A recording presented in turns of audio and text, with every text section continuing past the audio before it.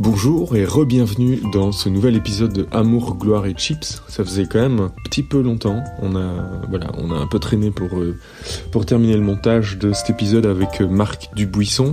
Il a été enregistré début février, mais on a mis un peu de temps pour le sortir. Et là, on a un peu de temps devant nous. Marc Dubuisson, c'est un pied sur Internet, genre sur Twitter et sur Instagram. Il fait du dessin humoristique, des strips pour la presse, ce genre de choses. Donc on va forcément parler de BD, d'humour, de la place de l'humour. On va aussi parler de certaines problématiques quant aux auteurs, aux droits d'auteur, ce genre de choses. On va se parler de cette fameuse question: peut-on rire de tout? Il va évidemment y avoir un point des proches. L'épisode fait presque 2 heures, donc c'est 1h50. Voilà, on a passé un super moment, donc j'espère que ça vous plaira aussi. Pendant cette période où on doit quand même un peu souvent beaucoup trop rester chez nous, on a décidé avec Pierre de tester des sortes de live, de podcasts en live un peu plus courts sur la chaîne Twitch de Loïc Musique, qui est notre label, mais qui est aussi la boîte de production du podcast. Et donc on a une chaîne Twitch sur laquelle on tente ce fameux rendez-vous live 2 fois par semaine. Donc voilà, on va avoir plusieurs invités. Ça se passe en live donc sur la chaîne Twitch, qui est twitch.tv /Loïc, c'est L-U-I-K, musique M-U-S-I-C. Mais bon, le lien est en description. Et donc, outre les différents lives de musique qu'on peut avoir, il y a aussi donc ce podcast 2 fois par semaine, et qu'on peut retrouver quelques jours après sur les plateformes traditionnelles. Donc on essaye un peu la double mutation du live qui se transforme ensuite en podcast traditionnel. Donc voilà, c'est des petits tests qu'on fait parce qu'on a un peu le temps.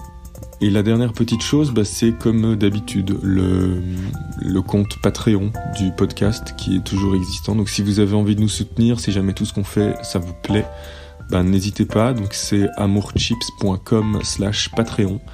Et donc voilà, ça nous permet de continuer à faire des podcasts, de pouvoir continuer à acheter du matos, et quand on pourra recommencer à sortir, on pourra se déplacer pour enregistrer les invités. Merci beaucoup, je vous laisse avec Marc et passez un bon moment. Ça n'enregistrait pas. Ah, quelle merde. Je te jure. Allez. Bon, ça va, on a perdu que 6 minutes. Hein. Allez, salut. Hein. Oh là là, putain, j'avais poussé sur le truc. Ils iront voir la fac. Mais il y avait une super belle intro avec Dax Shepard. Regarde un peu Pierre. Il est dégoûté, ouais. Il est dégoûté. Putain, moi j'ai fait 1 heure de train pour venir jusqu'ici et on m'enregistre pas. C'est dingue. Si je pouvais faire par Skype, sinon ouais. Y a pas. Il m'est arrivé la même chose. Non, mais là maintenant c'est bon. Hein. Et on va y aller. On a perdu que 6 minutes, ça va. Mais il m'est arrivé la même chose. Là, par contre, c'était après 1 heure. C'était fou avec Charlie Dupont. Ah ouais. Ça, c'était moche parce qu'en plus c'était le meilleur épisode de ma vie. Genre tout était super fluide, il était super à l'aise. Enfin, lui, il est toujours super à l'aise, mais je veux dire, la discussion était super fluide. Et bon, voilà. Donc, Bonjour. On va pas refaire le small talk. Attends, je vais fermer la porte. C'est bien quand il est fâché, laissez les portes ouvertes. Ah oui, moi ça. Ah ouais, il les claque pas, il les laisse ouverts. C'est pire, non? Je sais pas. Alors, on a tous entendu que j'ai fait une grosse connerie, que j'ai mal poussé sur le bouton rec. Donc on va passer. Attendez, on va faire en vitesse. On va passer le small talk, mais on a parlé de Dax Shepard. On a parlé d'Angoulême. D'Angoulême. On a parlé d'un super week-end pour Pierre. Ouais. De Toy. On a parlé de Barbara Louis. Ouais. Voilà, donc on mettra tout. Vous ne saurez jamais pourquoi. Voilà. On a parlé de Brad Pitt et de Kirsten Bell. Kirsten Bell. J'arrive jamais. Les Kristen et les Kirsten, moi j'ai du mal. Et de Claire Danes aussi. Claire Danes. Voilà. Tout ça pour en arriver à Marc Dubuisson qu'on reçoit aujourd'hui, qu'on est très content de le recevoir pour la 2e fois d'ailleurs en l'espace depuis tout à l'heure. Et donc la question c'était, mais Comment as-tu mis le pied à l'étrier? Il y avait une blague avec le pied parce que son Instagram c'est un pied, tout ça. Tout à fait, ouais. Donc on refait les blagues. Alors, j'espère qu'il y en aura. Ça marche moins quand on les refait, mais ouais, ça marche moins. Ouais, ça marchait déjà pas super la première fois, mais c'est vrai que c'était moyen. Au moins c'était spontané. Quoi. Là, voilà, ça avait le mérite d'être spontané. Ouais, donc bon bref, j'ai toujours aimé écrire. Quand j'étais enfant et ado, je lisais pas mal de BD, enfin Spirou, tu vois, les trucs un peu mainstream, on va dire. Et puis j'ai commencé à m'intéresser aux séries. J'étais gros fan de Friends. Et j'ai commencé à écrire des trucs un peu de mon côté, des petites blagues, des petites histoires à la con. Et j'aimais vraiment ça. J'ai essayé de les dessiner aussi quand j'étais ado, et puis ça m'énervait parce que évidemment, quand tu te compares à Franquin, quand tu commences à dessiner, il y a une espèce de fossé, quoi. Tu vois, entre les deux. Ouais. Et je me dis ouais, j'y arriverai jamais. C'est bon, je laisse tomber. Je me mets à l'écriture. Et du coup, je me suis dit bah tiens, je vais commencer à écrire pour je sais pas, pour le cinéma, pour des séries courtes, parce que j'aimais bien le format un petit peu, tu vois, les séries, les sitcoms américains où t'as vraiment des vannes qui arrivent régulièrement.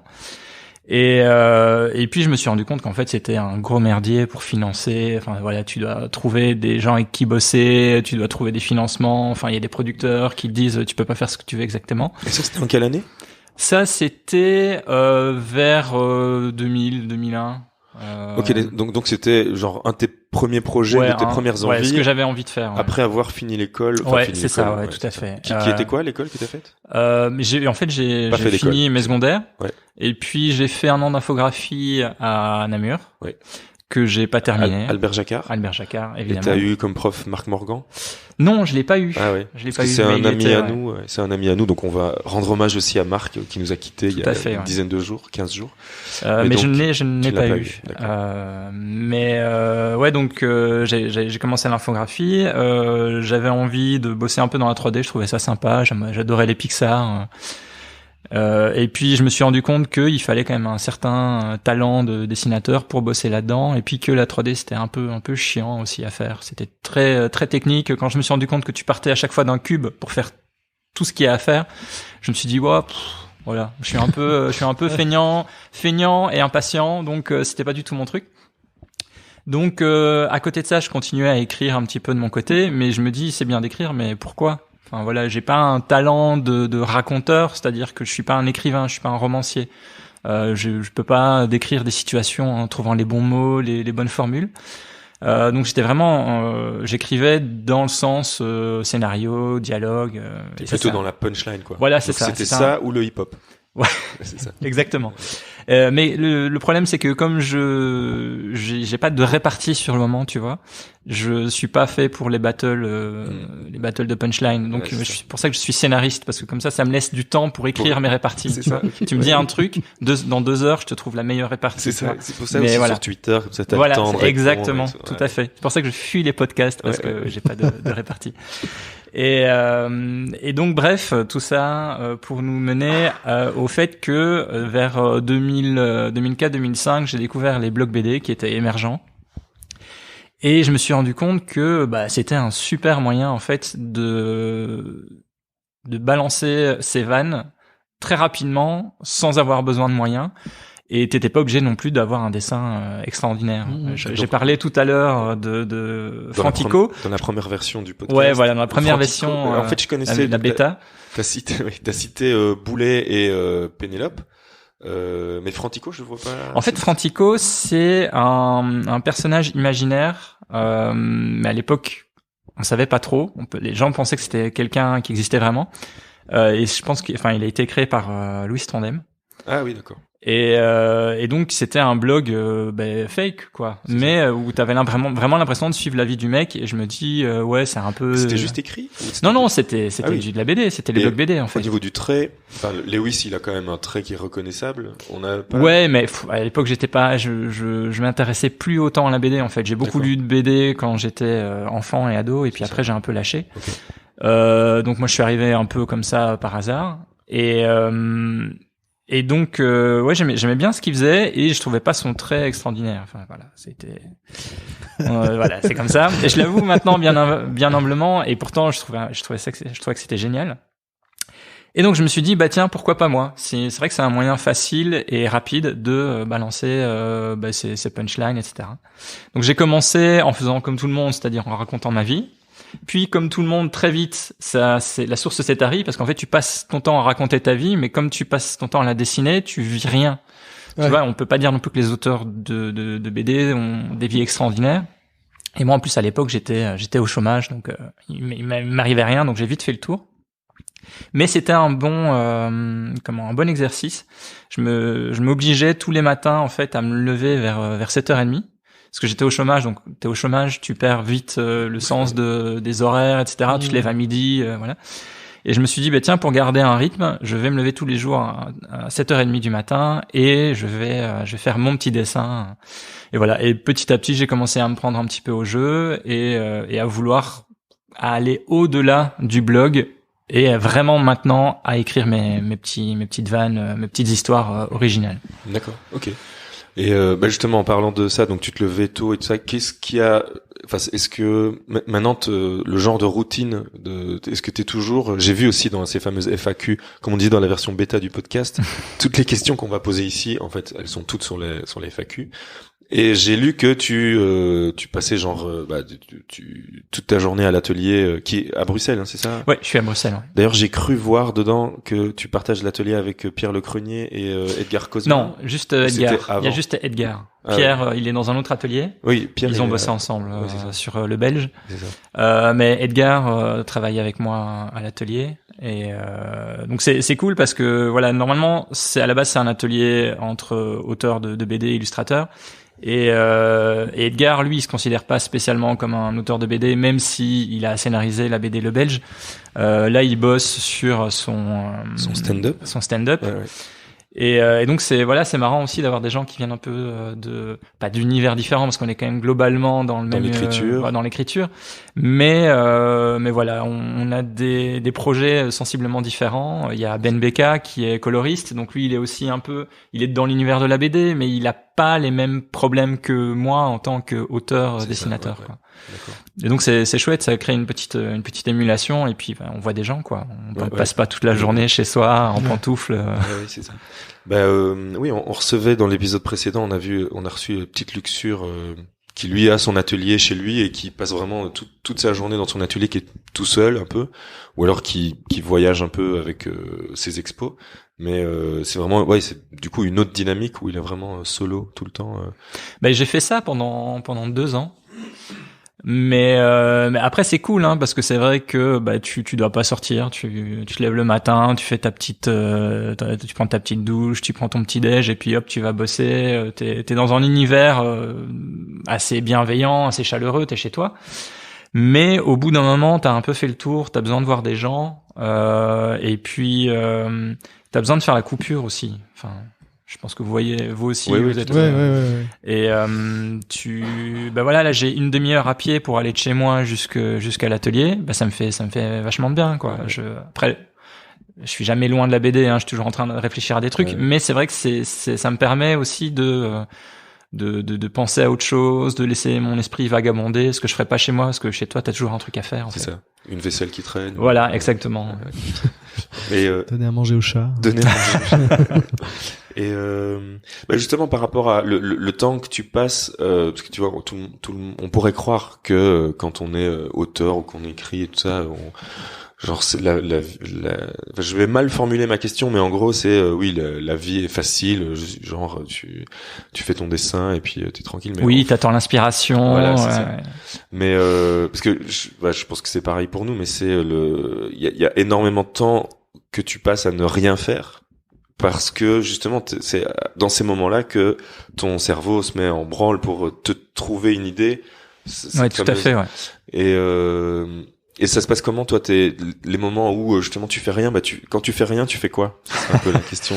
Je sais pas, par exemple les tâches ménagères du type vaisselle, courses, etc. Ça permet un petit peu de laisser son esprit vagabonder. C'est à ce moment-là que t'as tes idées. Pas forcément, mais voilà, ça aide. Sinon, je sais bien que devant la télé, si je me retrouve face à un truc qui ne m'intéresse absolument pas, je vais regarder, je vais voir la télé, mais je vais pas du tout la regarder. Ouais. Tu vois, je vais laisser mon esprit partir dans un coin, et en même temps, ça donne un peu, comment dire. Ça nourrit l'espace, c'est-à-dire qu'il y a du son, t'es pas dans le vide complet, il y a quelque chose quoi. Et puis il y a toujours bien un truc qui va apparaître sur l'écran et qui va te faire penser à quelque chose. Et donc t'as toujours ton petit carnet à côté et tu notes tout dedans. Non, j'ai pas de petit carnet, mais j'ai. Et donc t'oublies plein d'idées. Mais alors oui. Ça c'est l'enfer. Mais j'ai mon smartphone. Donc je note sur mon smartphone, je note des trucs, mais comme ça me fait chier de sortir mon smartphone et de commencer à noter avec le clavier du smartphone. Il y a plein de fois où je me dis c'est pas grave, je vais le noter plus tard, et effectivement j'oublie. Ouais. Et c'est un peu comme oublier d'appuyer sur enregistrer, tu vois. Tu dis putain, mais c'était chambre. Cette idée, elle était géniale et personne ne la connaîtra jamais simplement parce que j'ai oublié de la noter. Mais si ça se dit, vu que t'as oublié ton idée, tu t'en rappelles, mais tu sais pas, tu t'en rappelles. Si. Tu penses que c'est la première fois. Quand tu t'en rappelles, tu te dis ah putain c'était ça, et t'es vachement content. Ouais. C'est pas comme une nouvelle idée. Enfin, et tu sais, et quand tu l'oublies, tu sais que tu l'as oublié. C'est-à-dire que tu sais que t'as eu une idée, tu sais ce que t'as ressenti sur le moment où tu t'es dit ça va être l'idée du siècle, et puis tu sais que tu l'as oublié. Et ça peut arriver de la retrouver. Ce que je fais en général, c'est que j'essaye de reprendre le chemin de pensée que j'ai eu. Tu sais, c'est un peu comme quand t'as perdu tes clés ou quoi. Tu dis, alors qu'est-ce que j'ai fait? Donc j'ai fait là, je suis allé de la cuisine au salon, et où est-ce que j'ai bien pu les mettre? Et en fait, c'est pareil avec les idées. Mais ça marche pas à tous les coups, malheureusement. Et puis parfois, 2 mois plus tard, tu penses à autre chose, et puis pouf, ça revient, et tu dis, ouais, c'était ça. Et bon, je la noterai plus tard. Ça m'arrive tout le temps, c'est vraiment l'enfer. En fait, moi, principalement, mes idées c'est dans ma douche. Et aussi, bien sûr. Et comme tout le monde, en fait. Ouais. Mais c'est prouvé, je crois, scientifiquement que ça. C'est prouvé scientifiquement que c'est dans les douches. Mais t'as rien d'autre à faire, en fait, sous la douche. Tu t'emmerdes. Et aux toilettes aussi. Et j'ai jamais l'occasion de noter. Alors parfois, j'essaye tant bien que mal de dire hey Siri, pour voir s'il y a moyen que Siri note un truc, mais ça marche pas vraiment. Et donc j'oublie plein de trucs et qui ne me reviennent jamais. Alors faut le répéter. Ou alors c'est quand je conduis. Oui. Et là, les mots clés aussi, ça marche. Il faut noter noter les mots clés. Ouais. Non, tu répètes genre l'idée du bonnet bleu, l'idée du bonnet bleu, le bonnet bleu, le bonnet bleu, le bonnet bleu pendant que tu prends ta douche, tu vois. Ouais, pour pas oublier l'idée du bonnet bleu. Mais c'est pas garanti, à 100%. Sauf qu'après tu dis bonnet bleu, bonnet bleu. Bonnet bleu, comment ça bonnet bleu? Quoi? Cousteau? Mais non, il était rouge. Non. Mais ou alors c'est quand je conduis. Mais ça par contre on peut pas noter des trucs en conduit. Ah non. Non, c'est déconseillé. Moi je le fais quand même. Wow. Ouais, moi je vis sur la brèche. Ouh là là. Hashtag Lorenzo Lamas. Attends, qu'est-ce que je voulais dire? Et donc quand tu vas alors au studio, tu passes quand même du temps. Est-ce que le studio c'est vraiment, enfin l'atelier plutôt, c'est vraiment du temps où tu traces, tu dessines, ou alors même au studio, il y a aussi des moments où tu flânes, parce que nous ça nous arrivait avec Pierre de flâner, profiter de... Ouais, non, c'est vrai que quand je vais à l'atelier en général, c'est parce que je sais ce que je vais faire. C'est ça. L'atelier, j'y vais surtout pour dessiner. Oui. Parce qu'en fait, quand je dessine, j'ai pas spécialement besoin de me concentrer. Je peux parler avec les autres et tout, donc ça c'est sympa parce que c'est ça aussi l'atelier. Tu viens pas à l'atelier pour te couper du monde, quoi. Ça n'a aucun intérêt. Donc j'y vais souvent pour dessiner, et quand je dois vraiment écrire, là je reste chez moi ou je sors. Je vais dans la rue, je marche un petit peu, mais à l'atelier, sauf si je dois trouver un petit strip vite fait pour le lendemain ou quoi. Là, je peux le faire. Mais si c'est vraiment bosser sur des scénars, là, je le fais plutôt chez moi ou dehors. C'est ça. Donc, c'est pas à l'atelier que t'as tes idées. Non. Et l'atelier, c'est quand elles sont déjà là. Ouais. Fut une époque où nous, on ne savait pas travailler à l'atelier, qui était un atelier partagé avec des archis et une boîte de prod. Ouais. Quand on était à Bruxelles, c'était parfois, il y a des jours, c'était vraiment l'enfer. Si on était tous là, il y a une sorte d'ambiance de potes comme ça, de bande de potes. Tout à fait, ouais. Et le café du matin, il durait 3 heures. Puis après, il était temps d'aller faire les courses pour manger le midi. Et puis, ça durait aussi 3 heures. Et puis après, il y en a toujours un qui allait chercher une bière. Et puis, c'était l'apéro qui commençait. Et on rentrait chez nous le soir à 9h du soir en faisant croire à nos meufs qu'on avait hyper bossé. C'était vraiment horrible. Fais quand même gaffe à ce que tu dis parce qu'elles écoutent les podcasts, nos meufs. Est-ce qu'elles écoutent vraiment ou est-ce qu'elles vous disent ah oui il était vachement bien le dernier podcast? Bonne question. Juste pour vous faire Je sais plaisir. pas, C'est voilà, mais comme ça vous saurez un petit test. Ah oui, voilà. Chérie, si tu écoutes, On va distiller des tel petites mot. infos comme ça. Oui, voilà. Mais ouais, mais en fait c'est très personnel l'écriture, donc c'est un truc que tu fais un peu dans ton coin. Enfin, Ouais. je pense que c'est difficile de réfléchir ou d'écrire avec d'autres personnes, sauf si tu bosses avec ces personnes Sur le même projet, Ouais, quoi. ouais. Là, il y a une espèce de brainstorming qui est vachement intéressant, mais quand tu bosses tout seul, Faut être dans sa pense bulle, pas que parfois, c'est... quoi. Ouais. Ouais. Bah, Edgar, par exemple, qui est à l'atelier, lui, il bosse sur son stand-up à l'atelier. Donc, il met ses écouteurs et il écrit ses vannes. Mais faudrait que je lui demande d'ailleurs. Je sais pas si il écrit vraiment de A à Z quand il est à l'atelier ou s'il arrive à l'atelier en sachant à peu près ce qu'il va écrire et que simplement l'atelier lui sert d'endroit où vraiment bien mettre en place ce qu'il a déjà réfléchi auparavant. Mais je ne pense pas que ce soit un endroit où tu puisses avoir l'étincelle pour créer quelque chose. C'est ça. Sauf au détour d'une discussion ou quoi. C'est ça qui est intéressant aussi, c'est de discuter un peu avec les autres. Mais là, tu ne travailles pas consciemment, en fait. Tu discutes et puis quelqu'un dit quelque chose ou toi tu dis quelque chose et tu dis ah ouais là il y a un truc quoi. Mais sinon, je pense que c'est vraiment très personnel. C'est ça. D'ailleurs, Edgar, qui est dans notre liste de prochains invités, là, c'est peut-être l'occasion de faire de lancer une invitation officielle via Marc pour un prochain épisode. Mais et donc justement, et ça c'était une de mes questions aussi, vu que toi tu es plutôt dans l'écriture, la scénarisation et tout ça, tu vois où je veux en venir. Est-ce que toi aussi, à un moment, tu t'es dit ah tiens le stand-up tout ça, c'est un truc qui m'intéresse? Oui, non, pourquoi? J'aime bien le préférée? stand-up. Je ne sais pas, c'est une bonne question. En fait, cette question est plus difficile que la question sur le stand-up. Non, j'aime bien le stand-up, mais je suis terriblement mal à l'aise en public. Donc je sais que je pourrais pas. Après, il y a des gens très timides qui justement se forcent à faire des pièces de théâtre ou aller sur scène en stand-up. Mais je suis pas du tout de ce genre-là parce que, enfin, j'ai pas l'impression que ça m'apportera vraiment quelque chose.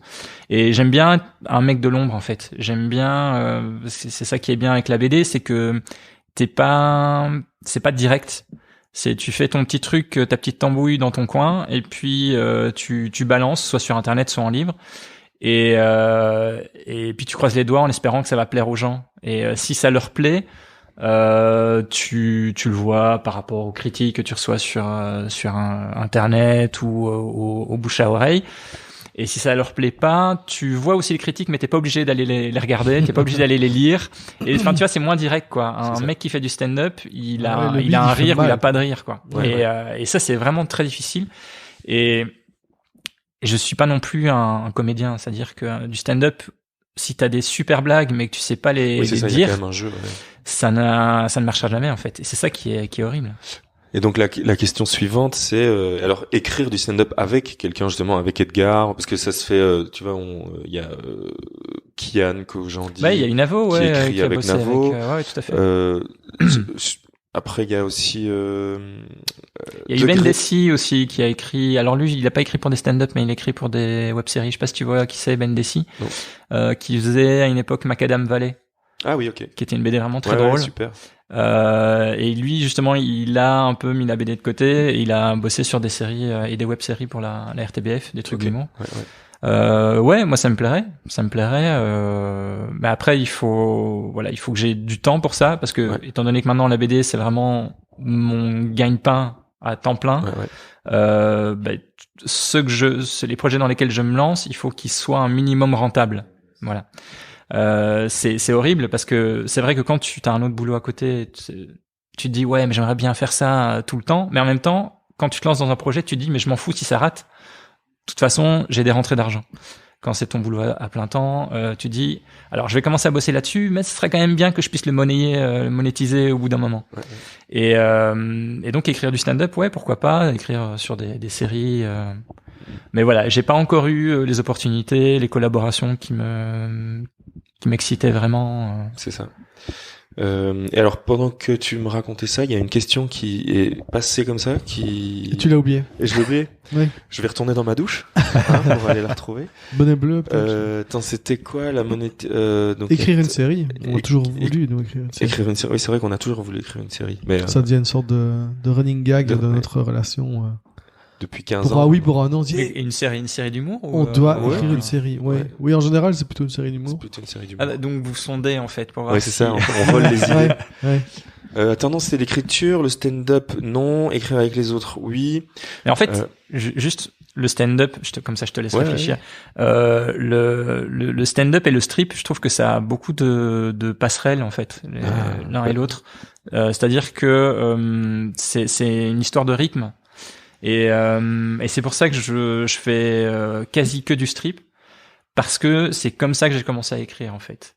Comme j'adorais les séries, j'adorais donc les sitcoms américains, la Friends, j'adorais les programmes courts.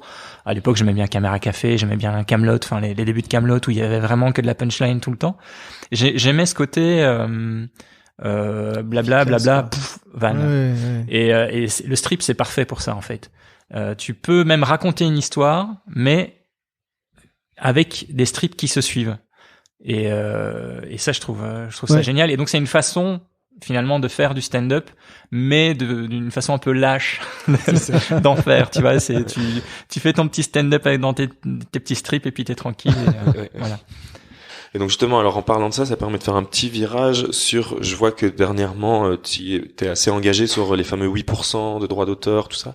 Je pense que c'est peut-être aussi je crois que c'est intéressant d'aller voir justement comment toi tu vois ça, ce truc, parce que nous, on n'y est pas confronté, parce que nous, en tant que designer, enfin anciennement designer, moi et puis toi, Pierre, on n'a jamais vraiment été confronté aux droits d'auteur, parce qu'on n'y a pas vraiment fait attention, même si on aurait pu et dû. Je crois qu'il y a quand même des droits d'auteur en tant que designer qu'on peut aller chercher. En fait, ça complique ta compta. Donc on ne le faisait pas. Oui, moi j'évite les commandes, ça complique. J'évite les commandes. Ça complique la compta. Mais donc vas-y, si tu peux nous raconter la problématique. Ouais, je suis pas la meilleure personne pour en parler, mais c'est vrai qu'il y a un gros problème dans ce métier. C'est que les gens qui sont à la base des œuvres sont les personnes qui retirent le moins de ces œuvres en fait. Donc comme tu disais, quand tu fais un album, en moyenne, tu as 8% du prix de vente de l'album, ce qui est vraiment très très peu. Et il faut vraiment vendre énormément pour pouvoir payer tes factures quoi. Et donc tu passes encore une fois, ça dépend des livres, ça dépend des auteurs, mais tu peux passer 1 an sur un bouquin et gagner quasi rien quoi. Normalement, t'as une avance, on a tous une avance sur les droits. Elle baisse de plus en plus.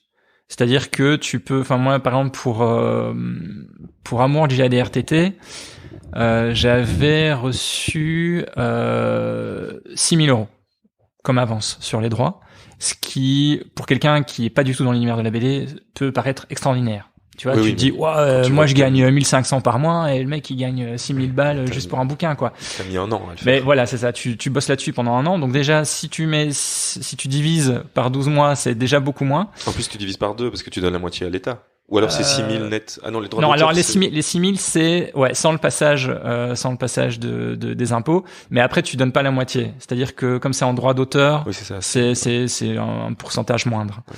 Mais oui, évidemment, c'est pas 6000 net non plus. Ouais. Donc tu bosses en temps fou sur un album et tu gagnes quasi rien, alors que tu fais vivre plein de gens. Je sais plus combien il y a de personnes qui bossent sur un livre, mais c'est énorme. Et donc tu génères de la richesse, mais toi tu gagnes quasi rien. Donc en fait, moi si j'arrive à vivre de la BD, c'est pas vraiment de la BD, c'est de mes dessins de presse. ce qui est différent. Ouais. Parce que là, c'est une commande. Voilà, c'est des commandes. Ouais. C'est des revenus réguliers parce que, par exemple, pour 7 sur 7 et les Échos, j'ai à peu près le même nombre de strips tous les mois. Donc, je sais que chaque mois, je pourrais payer mon loyer et mes factures, quoi. Et donc, t'es payé au strip, alors? C'est comme ça? Oui, je suis payé au strip. Ok. Oui, appelle-moi Cristal. Oui, j'allais faire la blague. Non, ouais, je suis payé au strip. Et du coup, ouais, t'acceptes plein de commandes. Mais ça veut dire que quand tu bosses sur un album, tu bosses pas que sur cet album. Donc tu dois aussi bosser sur d'autres trucs. Et ce qui est dur dans la création, c'est de passer d'un projet à un autre. Quand tu passes tout ton temps sur un projet, t'es vraiment dedans, tu le maîtrises à fond, t'as le temps d'aller au bout des choses.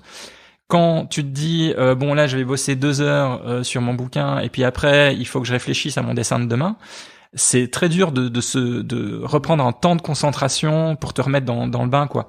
Et donc c'est quelque chose qui te prend énormément de temps.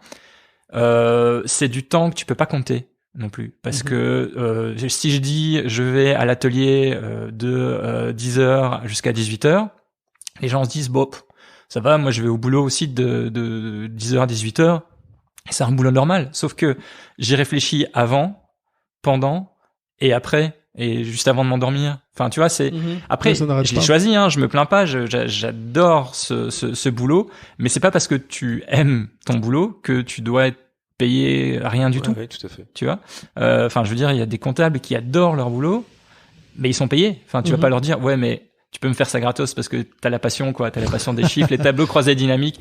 Me dis pas que t'attends pas de pouvoir entrer tes chiffres dans ton logiciel, oui, tu vois. Et non, donc c'est pas normal. Il y a des auteurs qui peuvent en vivre bien parce qu'ils vendent bien, mais c'est très peu par rapport à la plupart des gens. Mais moi, je fais partie de ceux qui gagnent leur vie grâce à la presse. Tous les auteurs de BD n'ont pas la presse à côté. Et donc voilà, c'est très compliqué. Il y a, je pense, à peu près un peu plus de 50% des auteurs de BD qui n'ont pas le SMIC français. Je pense que ça équivaut à 1200, quelque chose comme ça par mois. Et il y en a plus de 30% qui vivent sous le seuil de pauvreté, quoi. Alors oui, c'est un job, c'est un métier passion, mais c'est un métier. Ouais, c'est un truc qui te prend ton temps, ton énergie, et ton propriétaire va pas dire tu fais un job passion, tu fais de la BD, des petits Mickey. Moi, j'aime bien. Voilà un loyer passion. Voilà, je me sens mécène, là. Écoute, je suis propriétaire passionné. Voilà, je te laisse la part. Donc, et c'est ça. Et plein de gens comprennent pas. Enfin, globalement, les réactions que j'ai eues quand j'en ai parlé sur Internet étaient très positives. Les gens ne se rendent pas compte de ça, ils ne savent pas. Et quand ils découvrent, ils trouvent aussi que c'est pas normal. Et puis t'as toujours ceux qui disent bah t'as qu'à changer de métier, ou oui, il y a toujours à se plaindre, t'as qu'à parler avec l'éditeur. Dans la musique, j'avais entendu parler de Madonna qui avait réussi à négocier $1 par album vendu. Albums qui sont vendus $20, quoi, tu vois. Ouais. Alors que normalement c'est 20 centimes, ouais.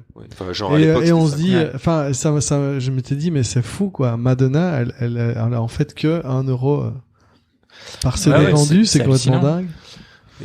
Mais le truc, en fait, c'est que comment dire, en musique, alors t'as la crise de l'industrie du disque, du streaming, etc. Je connais pas vraiment les tenants et les aboutissants, mais tu peux aussi gagner de l'argent de différentes façons. C'est-à-dire que tu peux faire des concerts, par exemple. Ouais. En BD, c'est beaucoup plus compliqué. Il y a des auteurs qui font des concerts. Oui, il y a des concerts dessinés. Mais il y a des auteurs qui font des animations en école ou dans des centres de loisirs, etc. Mais tout le monde n'a pas la fibre d'un animateur. Enfin, moi, je me vois pas aller quelque part et dire "Hey les enfants, je vais vous apprendre à dessiner." Voilà, c'est pas mon truc. Et les dédicaces, jusqu'à il y a peu, les centres de dédicaces, on gagnait absolument rien là-dessus. Si, tu gagnes ce que tu gagnes sur la vente d'un livre. Jusqu'à il y a peu, tu veux dire que maintenant c'est payant. Maintenant, il y a un mouvement qui est parti des auteurs. D'Amérique. L'argent, ça vient de l'Amérique. Ouais, non mais en Amérique, justement, je pense que les auteurs font payer leurs dédicaces. Et chez nous, en fait, c'est maintenant certains festivals qui commencent à rémunérer c'est les les auteurs qu'ils festivals qui invitent. payent. Ouais. Ah oui, c'est pas la personne qui veut sa dédicace qui donne. Non, parce que non. c'est ça, j'avais déjà vu qu'il y a des acteurs américains Oui. plutôt Comme dans les fait, ouais. Comic-Con et tout ça. Comic-Con, ça, qui font payer leur dédicace. Mais Ou quand en tu fait- prends une photo avec dans ce genre de lieu. Ouais, c'est ça, exactement. dédié, quoi. Mais chez nous, je pense qu'il y a en France et en Belgique, il y a une vision un peu plus romantique de la culture, c'est-à-dire que on part du principe que la culture doit être accessible à tout le monde. Donc, on n'a pas vraiment forcément envie de répercuter le prix de la dédicace chez les gens. Maintenant, ça pourrait être normal aussi parce que tu fais un dessin, tu fais un travail, tu dessines dans l'album et bien souvent il y a des gens qui revendent les dédicaces, pas les miennes parce qu'ils en tireraient rien, mais il y a tu vois un mec qui fait 1000 kilomètres pour aller à une séance de dédicace, qui prend sur son week-end, sur son temps de travail, sur le temps qu'il pourrait passer avec sa famille, qui fait des dessins gratuitement aux gens et puis qui voit ses dédicaces sur eBay le lendemain. Bon, c'est pas très agréable. Donc de plus en plus, il y a les festivals qui commencent à rémunérer les auteurs pour leur venue, ce qui est normal parce que là aussi tu génères de la venue des gens, Bien sûr. de Et puis l'argent. les gens payent peut-être aussi leur place pour aller au festival. Oui, alors il y a des festivals qui sont gratuits et d'autres qui sont payants effectivement. Ouais. Donc de plus en plus, ça commence à rentrer dans les mœurs. En tout cas, l'idée fait son chemin dans les festivals, mais c'est pas du tout encore systématique quoi. Systémique. Ouais. Alors, féminisme. C'est un lapsus de SJW. C'est ça. Pierre, tu avais une question, le temps que je retrouve la mienne. Alors, C'est être le fil rouge du podcast. Et Retrouvera-t-il sa question? Ouais. C'est en fait une question de merde. Une question super nulle. À laquelle je qui va répondrai revenir à la fin oui. du podcast. Rappelle-moi ton prénom. Non, mais parce que c'était toujours donc sur ce truc des 8%. Après, donc nous, on n'a jamais vraiment été confrontés à ça, comme je disais, parce que on est plutôt sur de la commande régulière. Enfin, voilà. Et donc les autres moyens.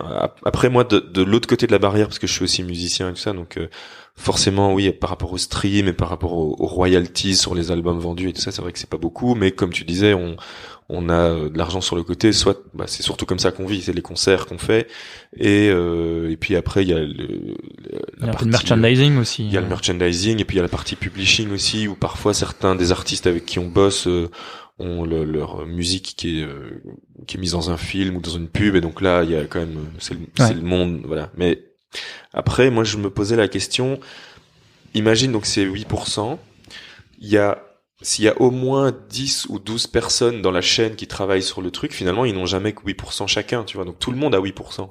Non, ça se passe pas comme ça. Le Camembert. J'imagine ça se passe pas comme ça. Le Camembert, je l'ai pas vraiment en tête, mais de toute façon, celui dans la chaîne, celui qui gagne le moins, c'est toujours l'auteur. C'est les imprimeurs. Non, et alors, justement, l'argent par où, finalement, qui sont les méchants il y a les éditeurs prennent pas mal. Après, en fait, ce serait pas dérangeant si c'était mieux redistribué, mieux réparti. Mais encore une fois, je suis pas la meilleure personne pour en parler. J'ai pas les pourcentages totaux. Après, je veux pas te mettre dans l'embarras si tu veux qu'on coupe cette partie-là. Non, il y a pas de souci. Mais il y a plein de, enfin, tu peux aller sur internet, il y a plein de camemberts qui te parlent des répartitions. Le truc, c'est que moi j'ai pas les réponses, mais je suis pour déjà poser la question, dire qu'il y a un problème et qu'on y réfléchisse et qu'on essaye tous ensemble de trouver des réponses. Donc c'est pas juste les gentils auteurs contre les méchants, tout le reste. C'est au moins discutons-en ensemble, mais ayons l'impression d'être écoutés. Et là, le problème, c'est qu'on n'a pas l'impression d'être écoutés et l'impression qu'un peu tout le monde s'en fout. C'est ça. Et tu te dis, ouais, mais enfin, s'il y avait pas d'auteur, il y aurait pas de BD tout simplement, et il y aurait, enfin, les autres ne vivraient pas non plus. Tout se plante, quoi. Oui, c'est ça. C'est ça le problème. C'est quand même ça au final qu'on vend. C'est le même, enfin, c'est le même problème, mais pas avec la même importance chez les agriculteurs, parce que chez les agriculteurs c'est vraiment un truc primaire, quoi. C'est la nourriture. Si tu manges pas, tu meurs. Donc c'est pas normal que les agriculteurs qui sont à la base du système gagnent aussi peu, vendent parfois à perte. Ouais. Et c'est un truc très récurrent en fait dans notre système économique actuel, et les auteurs de BD ont le même problème. Après voilà, comme je disais, c'est pas aussi primaire, c'est pas aussi primordial, mais la culture, c'est quand même un peu ce qui nous permet de pas nous flinguer à la fin de la journée, quoi. Tu vois, c'est bosser, c'est bien, ça remplit le vide de nos vies en attendant la mort, mais c'est bien aussi de trouver d'autres choses, quoi. Bah, et puis c'était quoi, il y a eu quelques années dans Le Monde, ils avaient fait une espèce de chaîne comme quoi la culture ramenait plus d'argent que l'industrie automobile. Possible ou pas? Oui. Ah, tu acquiesces, Pierre. Mais pareil, on n'est pas les bonnes personnes pour en parler.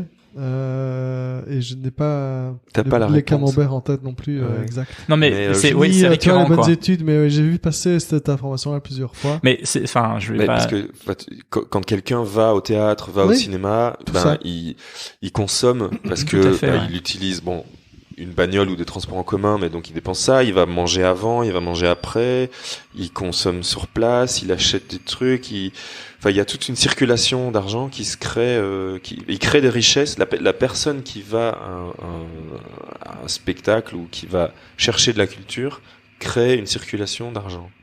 Mais ce spectacle existe grâce à celui qui l'écrit, qui le crée, pour finalement pas grand chose, parce qu'il est juste à la base, quoi. Donc lui, il a un petit truc, exactement, une petite partie. Est-ce que c'est pas aussi, tu vois, à un moment parce que là, en l'industrie musicale ou la BD et tout, c'était peut-être que ça fonctionnait très bien il y a 30 ans ou il y a 50 ans, et que l'industrie, enfin, tu vois, la société aujourd'hui, les industries ont évolué. C'est plutôt le streaming dans la musique. Les gens sont habitués au gratuit, quoi. Les gens sont habitués au gratuit, mais le système de rémunération, il a pas changé, en fait. Ouais, et puis maintenant, on est aussi toujours dans le prix le plus bas. Ouais. Tu vois, moi, quand je vois une pub Leclerc où ils disent toujours, on aura toujours le prix le plus bas, moi, ça me donne pas envie d'y aller, parce que je sais que c'est pas parce qu'ils vont vraiment couper dans leur marge, c'est simplement qu'ils vont vraiment pousser les producteurs à vendre le moins possible. J'avais vu par exemple un reportage sur le fair trade, le commerce équitable, et ça racontait que évidemment les grandes surfaces ont vu le filon, ils se sont dit nous aussi on va faire du commerce équitable, et ils ont commencé à pousser les producteurs à baisser leurs prix. Donc au final c'est du commerce équitable, mais avec le prix qui baisse tout le temps plus, quoi. Et comme ils ont des gros leviers de pression, comme les grandes surfaces ont des gros leviers de pression, les producteurs sont obligés de dire OK. Et donc au final, on se retrouve avec un label commerce équitable, mais qui ne l'est pas. Ouais. Et c'est toujours comme ça. À force de vouloir payer le moins cher possible, il y a pas de secret, en fait. Si t'achètes ton t-shirt à 3 €, c'est parce que t'as un môme ou quelqu'un au Bangladesh qui va bosser de 8 heures à 23 heures sur ton t-shirt pour rien, quoi. Donc à un moment donné, il faut aussi accepter les choses, et tu dis soit j'achète un truc plus cher, soit j'ai pas les moyens de m'acheter ce truc plus cher, donc je fais attention, je fais de la récup, je vais acheter en seconde main, enfin tu vois, il y a toujours moyen. Soit j'attendrai le mois prochain pour m'acheter tel CD ou tel album. Soit tu contribues à ça. Alors je dis ça, mais je contribue tout autant. C'est vraiment une remise en question qui est très très difficile, et je pense pour tout le monde, parce qu'on a vécu comme ça depuis qu'on est tout petit, et on n'a jamais réfléchi à ça, et maintenant on commence seulement à réfléchir à ça, surtout nous qui sommes dans le milieu artistique et créatif, où on se rend compte du côté un peu pervers de la chose, mais c'est normal, c'est vraiment remettre ta vie en cause, quoi, tes croyances en cause. Et c'est très très compliqué. Et je reviens, tu disais pour le système de financement des BD qui n'a pas forcément évolué depuis 30 ans. Par exemple, une des raisons pour lesquelles le pourcentage est si faible, c'est parce que à une époque, les BD ne sortaient pas forcément directement en album. Souvent, il y avait une prépublication dans les magazines, parce que il y a 30-40 ans, il y avait encore pas mal de magazines de BD. Et mais du coup, ça veut dire quoi ? Ça veut dire que les auteurs étaient payés pour les planches qu'ils remettaient au magazine, et puis ensuite, ils recevaient 8% sur les ventes d'albums. Ce qui veut dire qu'ils avaient quand même reçu de l'argent à la base. Donc au départ, c'est une commande. pour lesquels ils étaient payés pour le magazine. Voilà, c'est ça. Au départ, ils étaient payés pour les planches qu'ils publiaient dans les magazines, et puis ensuite, ça partait en album. Et alors, ils avaient un pourcentage sur les droits d'auteur, ce qui paraît normal.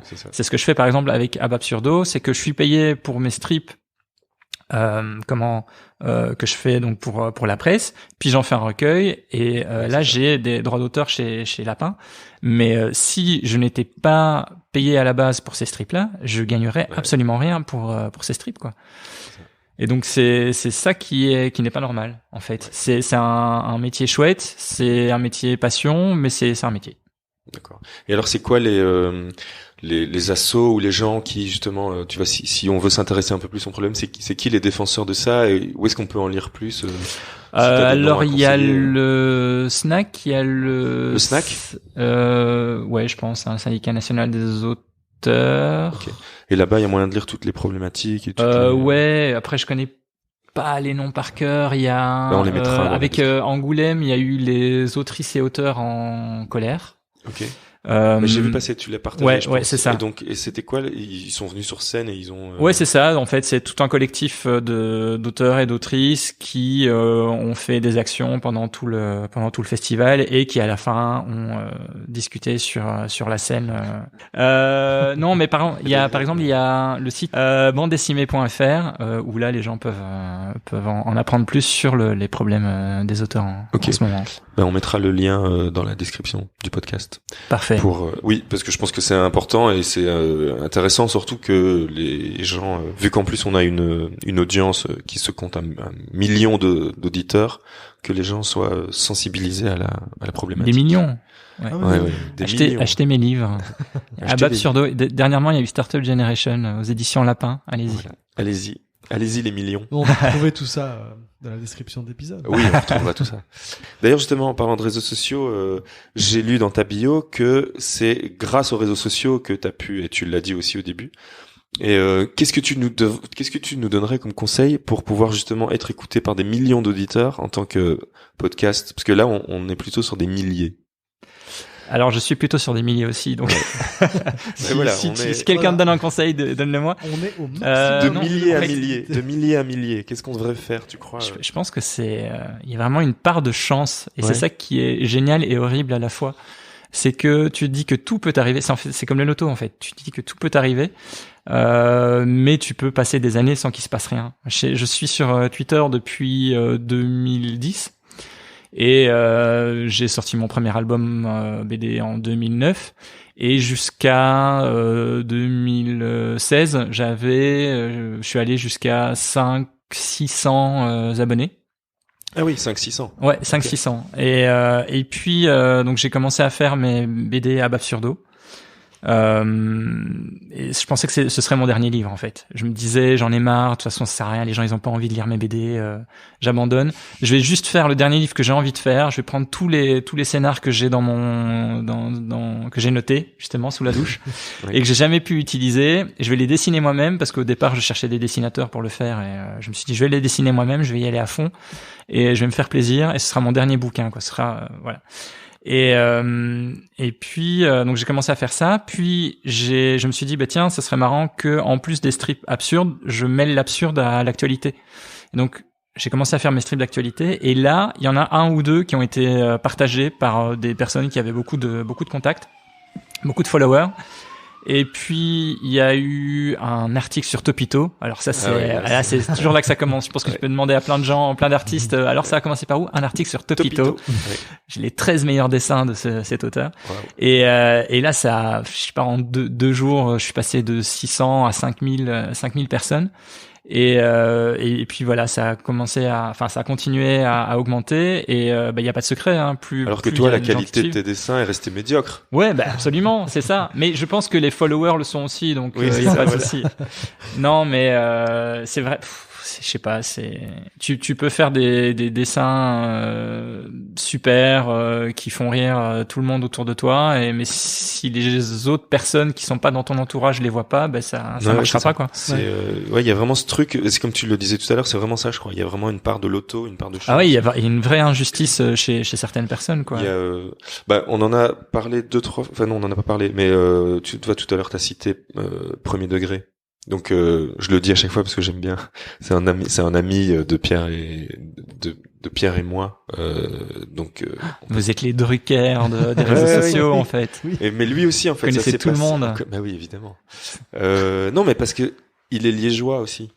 Et donc tout le monde est liégeois. Mais oui, mais donc Moi, j'étais à l'école avec sa sœur. la base de la vie, elle est à Liège. Ouais. Mais donc degré premier, pareil, il a, je crois, il stagnait à un peu moins de 1000 followers, mais il faisait toujours des On va parler de lui dans chaque podcast jusqu'à ce qu'il vienne. Oui, bah, Ça, à chaque c'est fois, comme moi ça, je l'invite et il me dit mais non, ça sert à rien que je vienne, j'ai rien à dire et tout ça parce qu'en fait, il est pas du tout ni scénariste ni auteur en fait, il a un métier qui n'a rien à voir et qu'on ne peut pas dire, mais voilà. Et C'est secret. c'est secret. Il est agent secret. Et Oh. tu vois, je te balance tout doucement. Et lui aussi, en fait, il a déjà essayé d'écrire des stand-up pour d'autres et tout un peu, mais il veut rester dans l'ombre. Et pourquoi je disais ça? Parce que du jour au lendemain, je crois, il a fait son tweet sur la chemise des Iguales, tu vois, cette fameuse blague, genre, ma fille a vomi sur ma chemise des Iguales, mais j'arrive pas à savoir où. Et ça, c'est son tweet qui l'a fait exploser. Qui a percé. Et donc, ça s'est vraiment joué, je pense, à ça. Du jour au lendemain, il a explosé. Et puis maintenant, il est à 30, 40, 50 000, je sais pas combien, mais, et donc, il y a ce que tu disais, une sorte de part de chance où et alors, ah oui, c'est ça. Je crois que c'est une des questions de tout à l'heure quand on parlait des auteurs qui sont un peu justement dans l'ombre, quand on parlait de Trondheim tout à l'heure et tout ça. Il y a, je pense que c'est arrivé un peu de la même manière, mais pour Georges Clooney, l'auteur de BD, pas l'acteur, qui genre du jour au lendemain, ça a été donc ce qu'on appelle le overnight success, où je crois une nuit, et je me souviens de cette nuit où Wow. ouais. C'est très romantique. Ouais, non, c'est beau. Et genre sur Twitter, comme tous les soirs, toutes les nuits, et puis à un moment donné, tu vois apparaître un des premiers dessins de Georges Clooney qui est hilarant. Enfin, tu vois, c'est une sorte de personnage qui est habillé un peu comme Flash Gordon ou je sais pas quoi, une sorte de super-héros. Et son nom, c'est Georges Clooney. Donc déjà, le truc qui te fait exploser la tête. Tu te dis, mais putain, qu'est-ce que c'est que ce truc, quoi. Et je sais pas, il y avait des blagues à la con. Le mec était super énervé. Je crois, il se bat avec un flic et tout.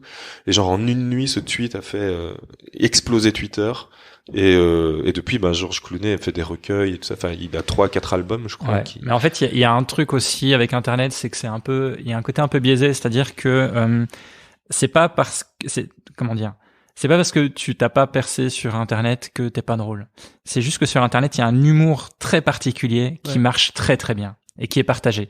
L'humour un peu absurde marche super bien. Je suis bien placé pour le dire. C'est les BD qui vont, si c'est de l'absurde compréhensible. Sinon après ça devient un peu underground. Mais si c'est de l'absurde, juste ce qu'il faut d'absurde et quand même compréhensible facilement, c'est partagé super vite parce que c'est vraiment l'esprit d'Internet. C'est le chat qui joue du clavier. Enfin, tu vois, c'est le concept du mème totalement absurde. Et ça se partage super facilement. Après, tu peux faire de l'humour qui est plus discret, plus fin, moins en punchline, qui est du bon humour, mais qui sera pas partagé parce que les gens veulent vraiment rire sur le moment et rire très fort. Ils veulent un éclat de rire sur Internet. Et c'est ça qui marche. Et c'est pour ça que il y a une espèce de formatage de l'humour, je pense conscient ou inconscient chez les auteurs de BD humoristiques, où on commence, enfin maintenant on en est tous un peu à faire un peu le même type d'humour. Et moi j'ai une remise en question par rapport à ça. Je me dis mais finalement maintenant tout le monde le fait. Est-ce que ça a encore vraiment un sens que je continue à faire des trucs purement absurdes, quoi? Ça me fait rire, ça me plaît à faire. Mais est-ce que finalement j'ajoute pas juste un peu d'eau au moulin, au gros moulin d'Internet et du prêt à rire, tu vois? Ça, ouais. Je vois qu'il y a plein d'auteurs qui sont émergents et qui reprennent les mêmes bases. Et je me dis, finalement, c'est mieux que ce soit eux qui reprennent le flambeau. Comme ça, ça se renouvelle un petit peu, même si c'est le même genre. Donc, j'essaye d'aller sur d'autres trucs, tu vois. J'ai passé un peu ça. Mais je sais que c'est pas facile parce qu'à partir du moment où tu changes un petit peu ta sauce, oui, ça sera moins partagé. Et là, tu te diras, en fait, les gens n'aiment pas. En fait, c'est nul. Mais c'est pas forcément nul. Ouais. Mais c'est juste que c'est ça ne correspond plus aux standards d'Internet. C'est ça. Et ça biaise vraiment beaucoup le jeu. Oui, c'est ça, c'est Internet, c'est comme ce terme de Instagrammable. Ouais, tout à fait. Ouais. Moi, c'est des étudiantes que j'ai entendu dire ce terme-là, quoi. Et qui, je pensais, elles trouvaient ça drôle, mais en fait, c'était même pas une blague, elles le pensaient vraiment. Enfin, j'ai surpris une conversation. Ah non, ça, attends, je vais prendre cette photo-là, c'est très Instagrammable. Et je pensais qu'elle rigolait, qu'il y avait une sorte de second degré ou quoi, et en fait, pas du tout. Ouais, ça s'est professionnalisé dingue, en 10 ans, que ce soit le strip, les photos, l'humour, etc. C'est vraiment professionnalisé. On est parti d'un gros bordel où tout le monde faisait un peu ce qu'il voulait, et c'est de là que sont partis tous les trucs intéressants sur Internet. Mais maintenant, c'est vraiment bien formaté, bien professionnalisé, et ça perd un petit peu de son côté inattendu. Oui. Mais c'est pas mauvais, hein. C'est intéressant, mais c'est devenu professionnel. C'est ça, oui. Mais en fait, c'était une des questions un peu détournées que je voulais te poser. C'était c'est quoi le truc en fait? Et tu l'as un peu expliqué finalement. C'est par rapport à cet humour absurde et tout ça. Et après, c'est vrai quand tu réfléchis, que ce soit justement Fab Caro ou Georges Clooney, ils sont venus à un moment avec un truc qui était à la fois très frais, mais qui restait dans l'absurde et l'humour immédiat. Ouais. Et je pense que c'est ça qui a fait que ça a explosé du jour au lendemain. Et ou comme toi aussi, tu vois, vous venez avec quelque chose qui est différent, qui n'existe pas encore vraiment, même si ça reste dans les codes. Et c'est ça qui. C'est comme tout. Hein, oui, finalement, t'arrives avec ton truc au bon moment. Et c'est ça en fait qui est très difficile, c'est que il y a des gens qui arrivent trop tôt ou trop tard. Ouais, non, trop tard. Trop tard, oui, du coup, ça n'a pas vraiment intérêt. Tu peux te dire, toi, est-ce que ça a vraiment encore un intérêt que j'apporte ça? Oui. Mais trop tôt, ça c'est horrible. Parce que t'as des gens qui arrivent 10 ans à l'avance avec des idées, mais géniales. Les gens trouvent pas encore ça drôle, ils ont pas encore les codes, ils ont pas encore intégré les codes. Et puis, t'as des petits cons qui, comme nous, qui arrivent en disant, parce que t'as des GoSense. Enfin, je sais pas, Gossens, je sais pas comment on prononce. Les Français disent Gossens, mais c'est un auteur de BD qui sévit depuis des dizaines d'années et qui fait un humour très absurde, sur lequel plein d'auteurs de BD se sont basés. Et Gossens, il a son lectorat qui est très fluide glacial, etc., mais qui a un lectorat assez vieux, tu vois, qui n'a pas évolué. Les plus jeunes connaissent Fab Caro. Il y en a qui connaissent Geoffroy Monde, on connaît plein de choses, mais du Gossens pas forcément. Alors que c'est une des personnes qui a jeté vraiment les bases de la BD absurde. Ok. Et mais simplement, lui, il est arrivé avant tout le monde. Et donc mais c'est souvent comme ça aussi, les auteurs émergents, même en musique. On dit ouais, c'est génial ce que vous faites, et eux vont toujours te dire ouais, mais en fait c'est parce que j'étais trop fan de tel mec il y a 20 ans qui a fait un truc génial. Et alors ensuite les nouvelles générations commencent à écouter ce que leurs idoles ont écouté à l'époque, tu vois. Et il y a une seconde vie, mais s'il y avait pas ces gens-là, ça n'évoluerait pas, quoi. C'est comme la fameuse vidéo buzz de Coachella il y a un an, où il y a une meuf qui est au concert d'Aphex Twin et qui comprend pas, mais qu'est-ce que c'est que cette musique, qu'est-ce que c'est que ce truc de fou, alors que genre ça fait 30 ans maintenant, presque, c'était presque 40, c'était début des années 80, donc ça fait 40 ans que Aphex Twin fait de la musique, et qu'il inspire tous les gens qui font de la musique électronique maintenant, et que les jeunes comprennent pas encore maintenant Aphex Twin d'il y a 40 ans. Enfin voilà, c'est ça. Il y avait eu les Grammy Awards il y a quelques années où Paul McCartney avait raflé plein de prix, et il y avait un truc, il y avait un hashtag sur Twitter qui était Who the fuck is Paul McCartney. Oui, c'est ça. C'est-à-dire que les gens savaient pas qui c'était, quoi. Ouais.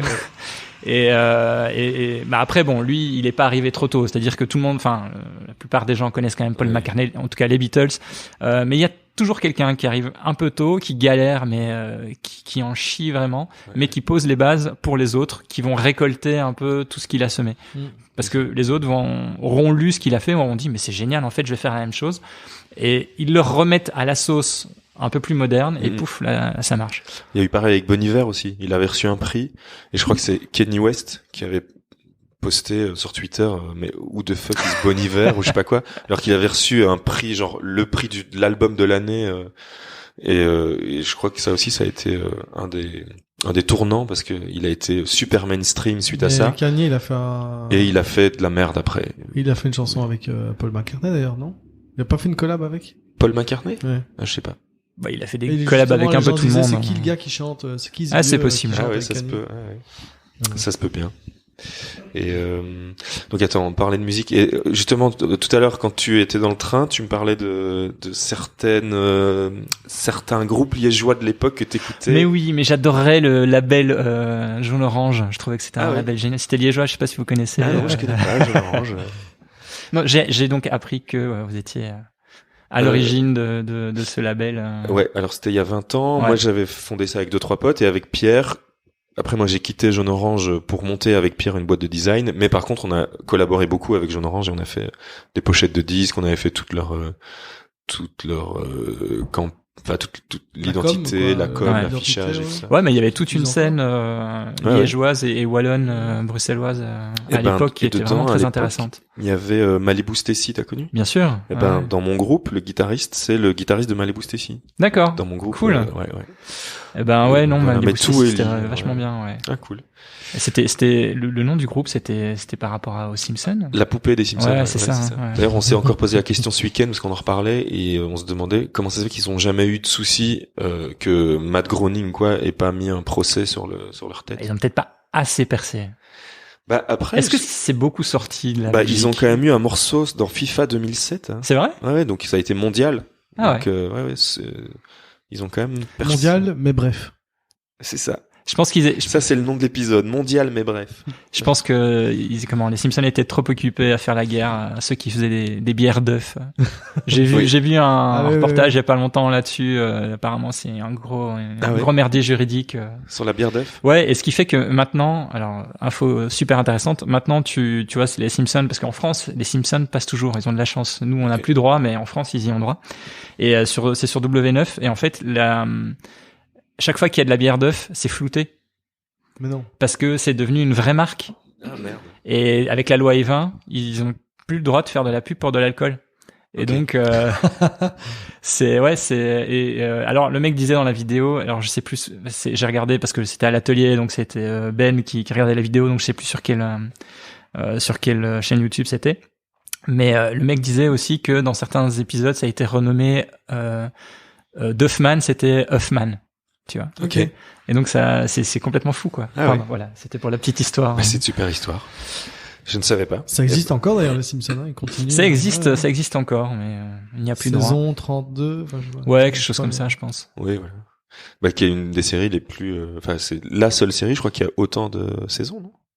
Ah non, je crois qu'il y a une série allemande qui a plus de saisons que les Simpsons. Mais genre Amour, Gloire et Beauté. Ouais, ils ont genre saison 47. Enfin, c'était les Feux de l'amour, je crois. Les Feux de l'amour, ouais. C'est encore plus long, ouais. ok. Bon, ben on va renommer le podcast les feux de l'amour.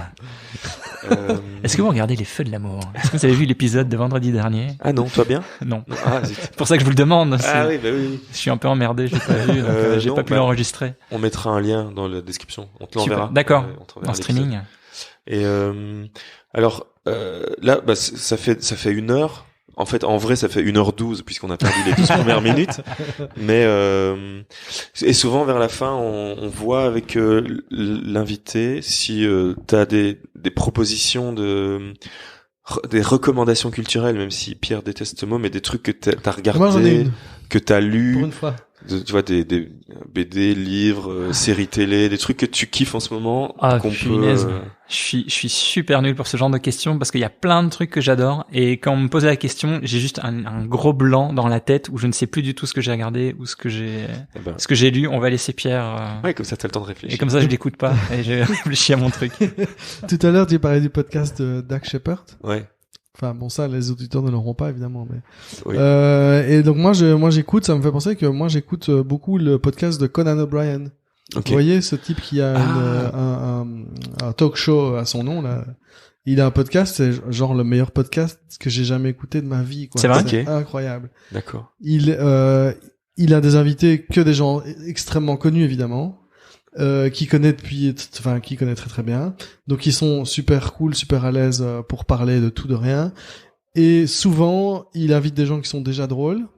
Et lui, il est genre, c'est un génie quoi, en termes de répartie, en termes de vivacité d'esprit et de rebondir sur des blagues et tout, de partir en vrille tout le temps. Enfin, c'est juste dingue. D'accord. Dingue. Okay. Et alors, souvent au début, donc les podcasts, ils durent une petite heure, 1h10, 1h15. Et il y a toujours au début, c'est lui avec son assistante et son producteur, ils parlent à 3. Puis après, il y a l'invité. Et puis après, il y a des petites pauses enfin, c'est une sorte de montage comme ça, c'est un peu monté. Plus les pubs au milieu. Et puis après, qui fait lui-même. Et c'est vraiment, pour moi, le meilleur podcast d'humour. On va dire ça comme ça, de discussion et d'humour pour le moment, quoi. Eh ben, il faut que je vérifie, mais je me demande si, dans un des derniers épisodes de Comedy News Weekly de Dan Gagnon et Anthony, Anthony ne disait pas justement que pour le moment il regardait rien d'autre que du Conan O'Brien et il se faisait genre l'intégrale avec des vieux épisodes. C'est fou, parce qu'il est là depuis un bon bout de temps quand même. Il a genre 57 ans, un truc comme ça, hein, en fait.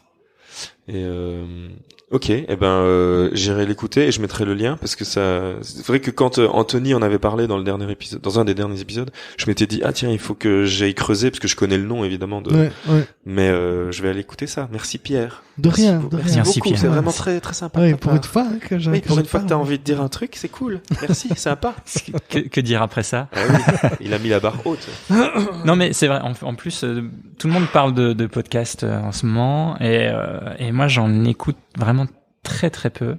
Quasi jamais parce que en fait ça me déconcentre comme je suis toujours tu vois, quand je bosse j'en écoute de temps en temps mais pas énormément, c'est vraiment quand je tombe dessus par hasard. Quand j'écris c'est juste impossible parce que pour se concentrer, écouter des gens parler et je sais pas, c'est un peu frustrant parce que j'entends tout le monde autour de moi parler tel podcast et tout et j'ai du mal à m'y mettre et pourtant c'est vrai que c'est intéressant. Il y a vraiment des super trucs et dans tous les, tu vois, il y a même des podcasts, et je prends chaque fois le même exemple, mais il y a un podcast américain hebdomadaire qui dure 1 heure sur les stylos-billes. D'accord. Donc il faut vraiment être très très fan de stylos. Et genre chaque semaine ils font un test d'un stylo ou d'un carnet ou d'un truc comme ça, mais c'est souvent des stylos, ça s'appelle The Pen Podcast. Et il y a des gens qui crient dehors. J'espère qu'on les entend pas. Ouais, il y a une grosse ambiance là. Dis donc là, on va se calmer hein. Nous on a un podcast à faire ici. Et ça a changé Liège. Hein. Ouais. C'était encore plus violent avant. Hein. Ouais. Mais ici, on n'est pas à Liège, on est en Outre-Meuse. Oui, en Outre-Meuse, en République libre. Ouais, tout à fait. C'est pas pareil. Mais j'habitais pas loin en plus, du côté de la rue du Parlement quand j'étais j'étais petit. Ouais. Ok. Ah oui, donc c'est ça, t'as grandi à Liège. J'ai grandi en partie à Liège. De 7 ans à 12 ans, j'étais à Liège. J'ai fait Liège, Herstal, Cointe. Ok. Et puis, j'ai fait 4 écoles différentes en primaire. Donc j'ai pas mal bourlingué à Liège. Ouais. Et puis on est parti plus du côté de la baraque de friture. Ok, d'accord. Parce que pourquoi pas. Ouais. Voilà. Et puis vers ma milieu de ma 5e année, on est allé du côté de Charleroi. Okay. Et puis je suis revenu à Liège vers 2003. Pour des études. Pour les études, j'avais fait 1 an après mon année d'infographie. J'étais parti 1 an à Paris justement. Où j'avais envie de bosser dans le web design et voir aussi ce qui était possible pour l'écriture. Et comme beaucoup de gens, ça a été un échec. Donc je suis revenu et je me suis dit on va reprendre une vie normale et on va reprendre des études. Et donc j'ai fait 1 an au Rivageois pour faire prof de français moral. Et là, je me suis rendu compte qu'en fait, j'avais envie de prendre les élèves et de les balancer par la fenêtre. Donc, je me suis dit, c'est pas un bon début. Hein. Généralement, t'attends au moins 15-20 ans avant d'être aigri. Donc voilà, là, j'ai arrêté. Et donc, j'étais revenu à Liège pour ça. Et là, je suis resté jusqu'en 2010. Et à ce moment-là, je suis parti à Bruxelles. D'accord. Et voilà, ça, c'est la petite capsule genèse. Ouais, c'est ça. Un petit retour en arrière. Et donc, est-ce que t'as réussi à te dire tiens, il y a ça qui... Parce que moi j'en ai un autre que je suis en train de lire en fait. C'est un manga je crois qu'il a démarré en 2008 et avec comment on appelle les dessinateurs de manga, des mangaku. Mangaka. mangaka femme. Je sais pas si c'est fréquent ou pas des mangaka femmes. Je sais pas du tout. Voilà. Je pense pas. Mais... Et quand j'ai appris que en plus c'était une femme, je trouvais ça cool parce que d'habitude les mangaka, j'ai l'impression que c'est surtout stéréotypé garçon. Et ça s'appelle March Comes In Like a Lion. C'est un nom un peu compliqué comme ça. Et ça se passe au Japon forcément, mais c'est avec un joueur de les échecs japonais. Et voilà, j'en suis au début et c'est vraiment super. Et c'est ça mélange, il y a des vraies parties de ce jeu d'échecs. Et puis il y a l'histoire de ce garçon qui est un orphelin qui a été ramené dans une famille, et puis il y a l'histoire avec des sœurs, des demi-sœurs et tout ça. Voilà, c'est assez cool, et comme je suis en train de le lire maintenant, j'y pense. C'est pour ça que ça permettait d'avoir 2-3 minutes en plus pour toi de sursis pour que tu trouves une... Non, mais je sais pas. En fait, on parlait d'absurde tout à l'heure, et c'est des types que je cite à chaque fois quand je peux, parce que je trouve qu'ils ont pas assez de succès par rapport à ce qu'ils font. C'est les deux frères qui font ce qu'on va appeler une BD qui s'appelle Big. Je dis pourquoi on va appeler ça une BD, parce que en fait ça met en scène des petits personnages de maquettes. Ah oui, et en fait, il y a un frère qui écrit les histoires, et il y a l'autre frère qui photographie. Donc ils font des décors et tout, ils les mettent dans des situations, et ils font toutes des histoires, souvent des histoires de bureau, mais très absurdes et vraiment très très drôles. Et ça s'appelle Big. Il y a deux tomes aux éditions Lapin. Et j'adore. Enfin, je les suis depuis je sais plus 3 ans, 3-4 ans, quelque chose comme ça. Je sais plus quand ils s'y sont mis. Et je trouve qu'ils ont vraiment pas le succès qu'ils méritent. Donc chaque fois que je peux les placer, je les place, parce que c'est vraiment très très drôle. Et on parlait de Fab Caro tout à l'heure. C'est un peu dans cette veine-là en fait. Enfin, moi c'est pour ça. Enfin, ça me fait rire parce que c'est un humour que j'aime bien. Enfin, en général, quand on crée quelque chose qu'on aime, qu'on a envie de lire. Et ça, par exemple, c'est une BD que j'aurais aimé créer, parce que c'est une BD que j'ai adoré lire, quoi. Et donc, ils prennent des petits personnages de maquettes et ils photographient ça. Ouais, c'est ça. Ils créent des décors, en fait, et ils les mettent dans des situations, dans un décor un peu de bureau, dans une rue, dans un décor de plage, etc. Ouais. Tu vois, ils impriment un décor de plage, ils le plaquent en fond, ils mettent des petits parasols ou des trucs comme ça. Okay. Mais c'est super bien foutu, quoi. Les photos sont de bonne qualité, et c'est super drôle. D'accord. Donc si vous pouvez, Big aux éditions Lapin, c'est vraiment... Ok, on mettra le lien, et ça me fait penser à le penchant un peu plus dramatique du truc. C'est pour ça que je regardais dans mon téléphone. C'était pas parce que ça m'intéressait pas ce que tu disais. Non, j'ai l'habitude, tout le monde fait ça de toute façon à chaque fois que je parle. Donc... Je regardais sur mon téléphone parce que je retrouvais plus le nom, mais c'est un film avec Steve Carell, donc de The Office et tout ça. Welcome to Marwen, où il met en... C'est le truc complètement branque, non? C'est pas complètement branque, c'est un gars qui fait aussi ce genre de mise en scène.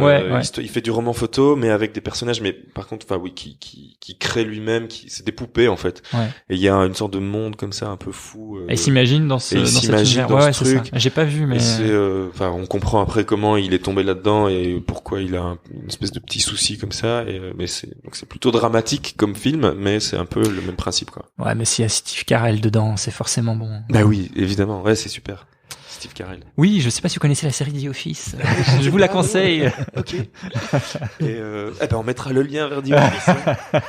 Puis quand tu parles de The Office, il y a toujours ceux qui disent non, mais moi j'ai vu la version anglaise. La version originale est tellement mieux. Génie de l'humour. T'as regardé la version américaine? Non, mais c'est sûr, c'est nul. Enfin bon, bref. Non, c'est tellement bon. Des espèces de puristes snob. Après, quand Steve Carell est parti, c'était bon, ça vivotait un peu, voilà. Mais c'était vraiment une série géniale. Mais c'est très dur, en fait, de tomber sur des bonnes séries d'humour. Ouais. C'est quelque chose que j'adore, et je suis très difficile. Je suis vraiment très très difficile. Donc, si t'aimes bien The Office, tu es au courant des autres séries de Michael Schur? Il y a eu Parks and Rec, Recreation. Et puis il y a quoi d'autre? Il y a Brooklyn. Il y a Brooklyn Nine-Nine. Ouais. Ah oui, c'est aussi lui. Ouais. T'as dit quoi? The Good Place. Ah, The Good Place, oui, qui a terminé il y a pas longtemps. Finir, mais j'ai un peu décroché The Good Place. Je trouve que ça tournait un peu en rond. c'est intéressant. J'ai mais pas encore vu la dernière saison. Et rappelle-moi le nom du gars que tu dis. Michael Schur. C'est ça. Et c'est Ouais. lui qui écrit. C'est lui qui fait. Enfin, qui produit en général, mais c'est pas Ouais, lui qui écrit. qui crée en tout cas, il crée, est à l'origine. il a écrit, showrunner. il a écrit aussi des Ouais, épisodes. aussi, ouais. C'est le showrunner. Enfin, il fait un peu. Il a plusieurs casquettes. C'est ça. C'est lui qui fait le cousin de Dwight aussi, Mose. Ouais, tout à fait. Ah ouais, voilà, c'est ça.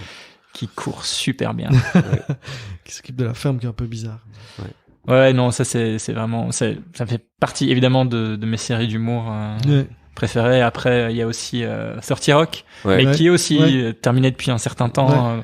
Et dans les séries d'humour folles, il y avait aussi It's Always Sunny in Philadelphia. Ouais, alors j'ai vu les 2-3 premières saisons et puis c'est tellement pas évident à choper Ouais. que voilà, j'ai pas vraiment suivi, mais c'était super bien écrit. Par contre, c'est beaucoup plus trash, quoi. Ils vont vraiment Ah oui, plus c'est loin. Ouais.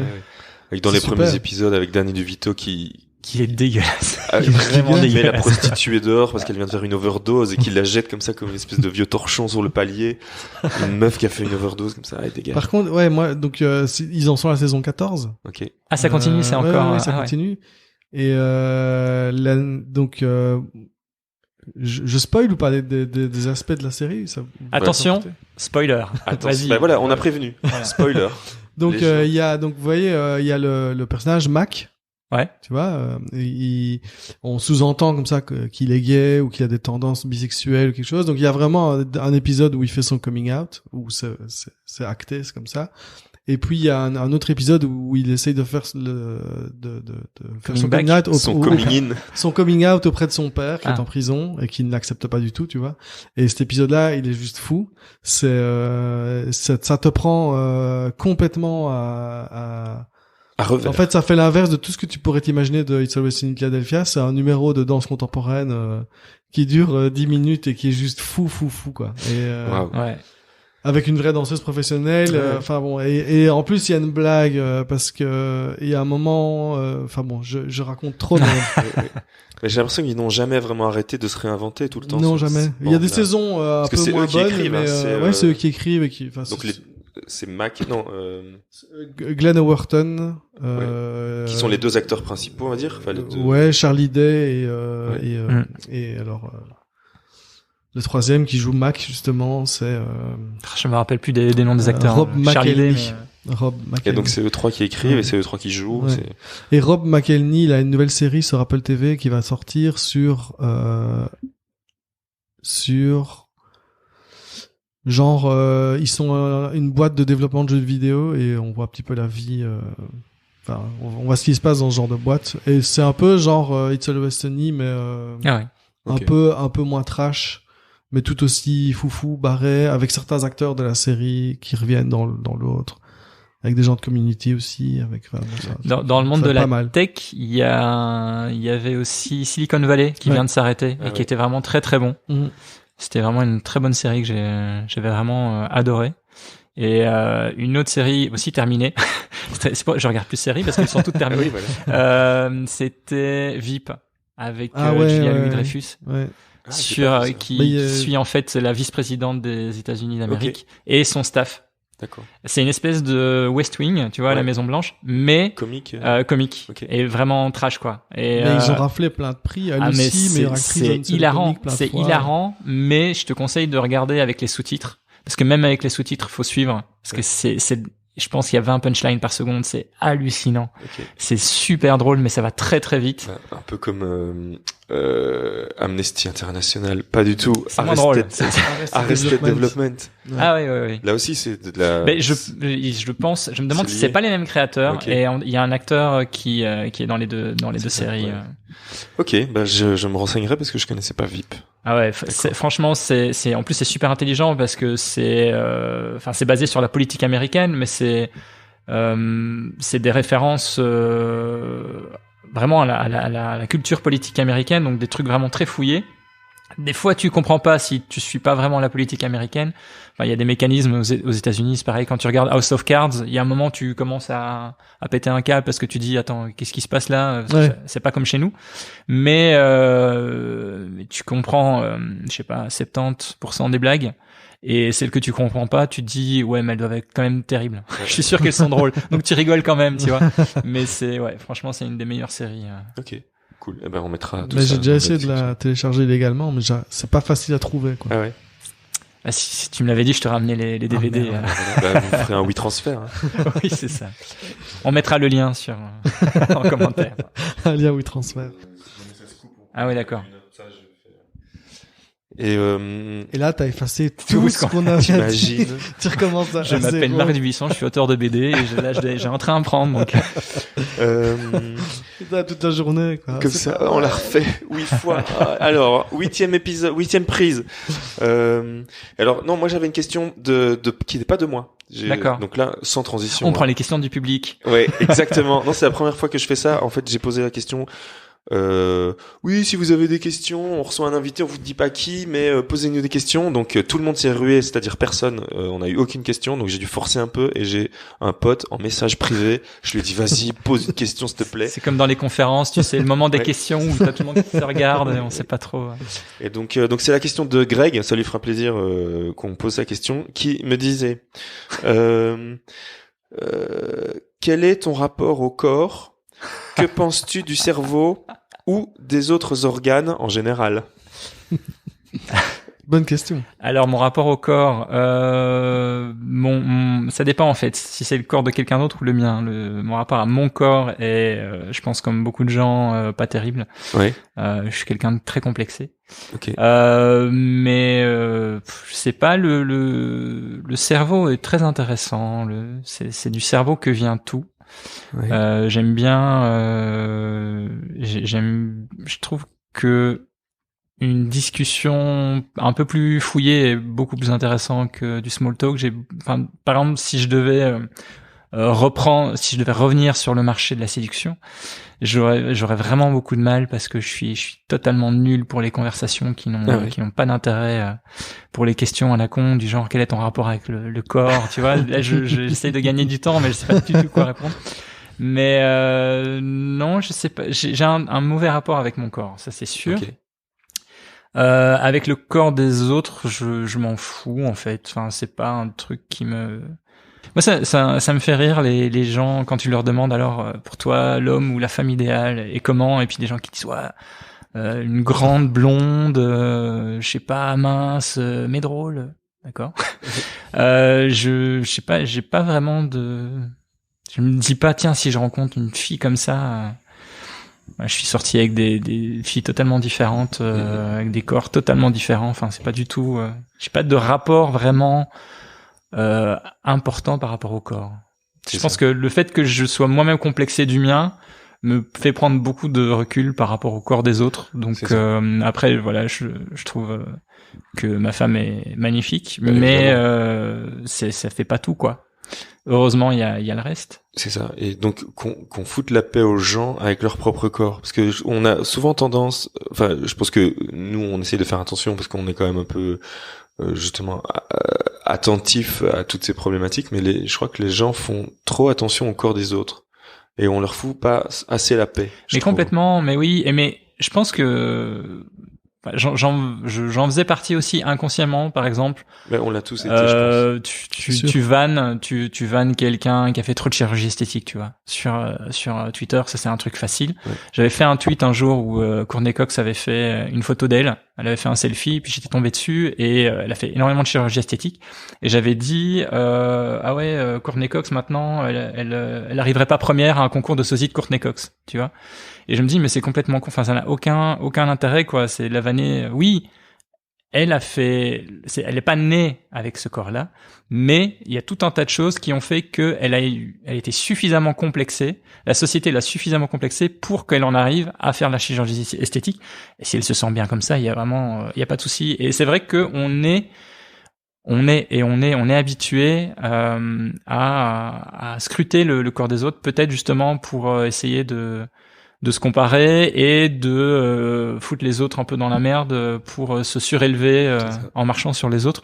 Mais c'est tellement idiot. Enfin, complètement. Qu'est-ce que ça peut te foutre que machine soit teinte en blonde, c'est pas une vraie blonde ou oui, c'est ça. Trop grosse, on soit au-dessus trop petit, trop grand, de masse corporelle. Enfin, oui, ça n'a vraiment aucun souci. Et j'y pensais tout à l'heure dans le train. Je pensais à une BD que j'avais faite avec James qui s'appelle Charles. Et en fait, ma réflexion c'était est-ce que j'assume toutes les BD que j'ai faites. Et oui, je les assume toutes, mais je les referai pas forcément toutes de la même façon. Par exemple, la BD Charles, Profession Président, que j'ai faite avec James, qui était au dessin, il y a une séquence dedans où Charles, donc qui est président, dîne avec la présidente de la Schlafensee, qui est une espèce de fausse Allemagne. Parce que c'est un univers en fait où les pays n'existent pas, mais ils sont quand même basés sur des vrais pays. Et en fait, la présidente est vraiment dégueulasse et elle n'arrête pas de le séduire pendant le repas. Et mais lui, il est pas intéressé, mais il finit quand même par répondre à ses avances pour obtenir, je sais plus, une loi sur l'industrie automobile ou je sais pas quoi. Et je me dis, mais c'est tellement con. C'est tellement facile en fait. Et par exemple, si je devais refaire cet album-là, je referais pas ce gag-là, parce que si au moment tu dis warf warf, c'est drôle. Le mec, elle est moche. Alors bah il y a une moche qui est en train de le draguer, alors que lui, c'est un beau gosse et tout. Mais il doit quand même passer par là. Et au final, il est en PLS parce que il a dû baiser avec une moche. C'est déjà en plus. On est à la limite de la culture du viol et enfin ça n'a vraiment aucun intérêt, mais sur le moment tu vois tu penses pas, tu te dis ah ouais ça va faire un décalage, ça va être drôle et maintenant dans ma façon d'écrire ça a changé un peu par rapport notamment au corps, par rapport à tout ce dans quoi on a été élevé, c'est-à-dire que l'humour quand on était petit, c'était pas forcément le meilleur humour, hein.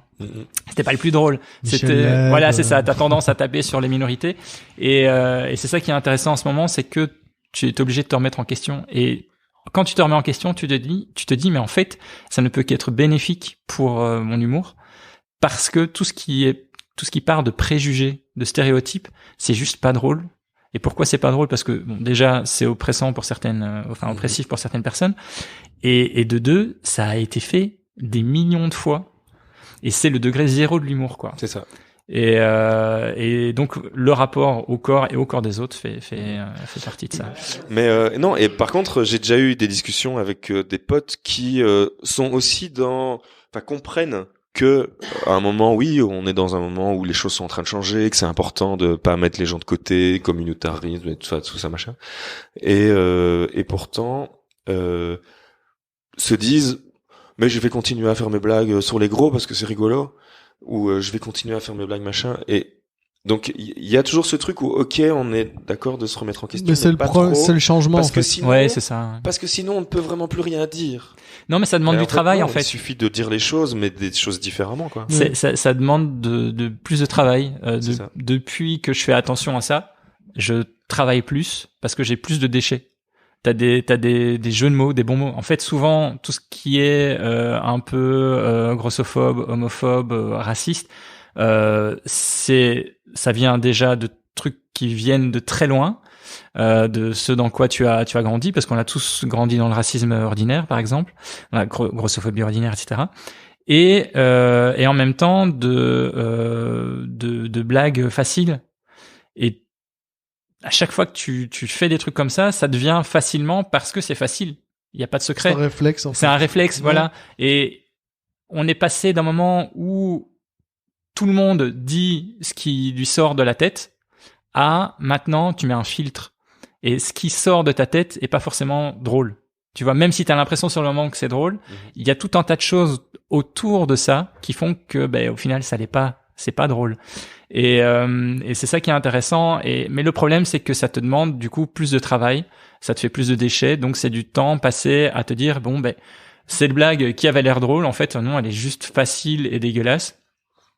Je vais réfléchir encore pour en trouver une autre.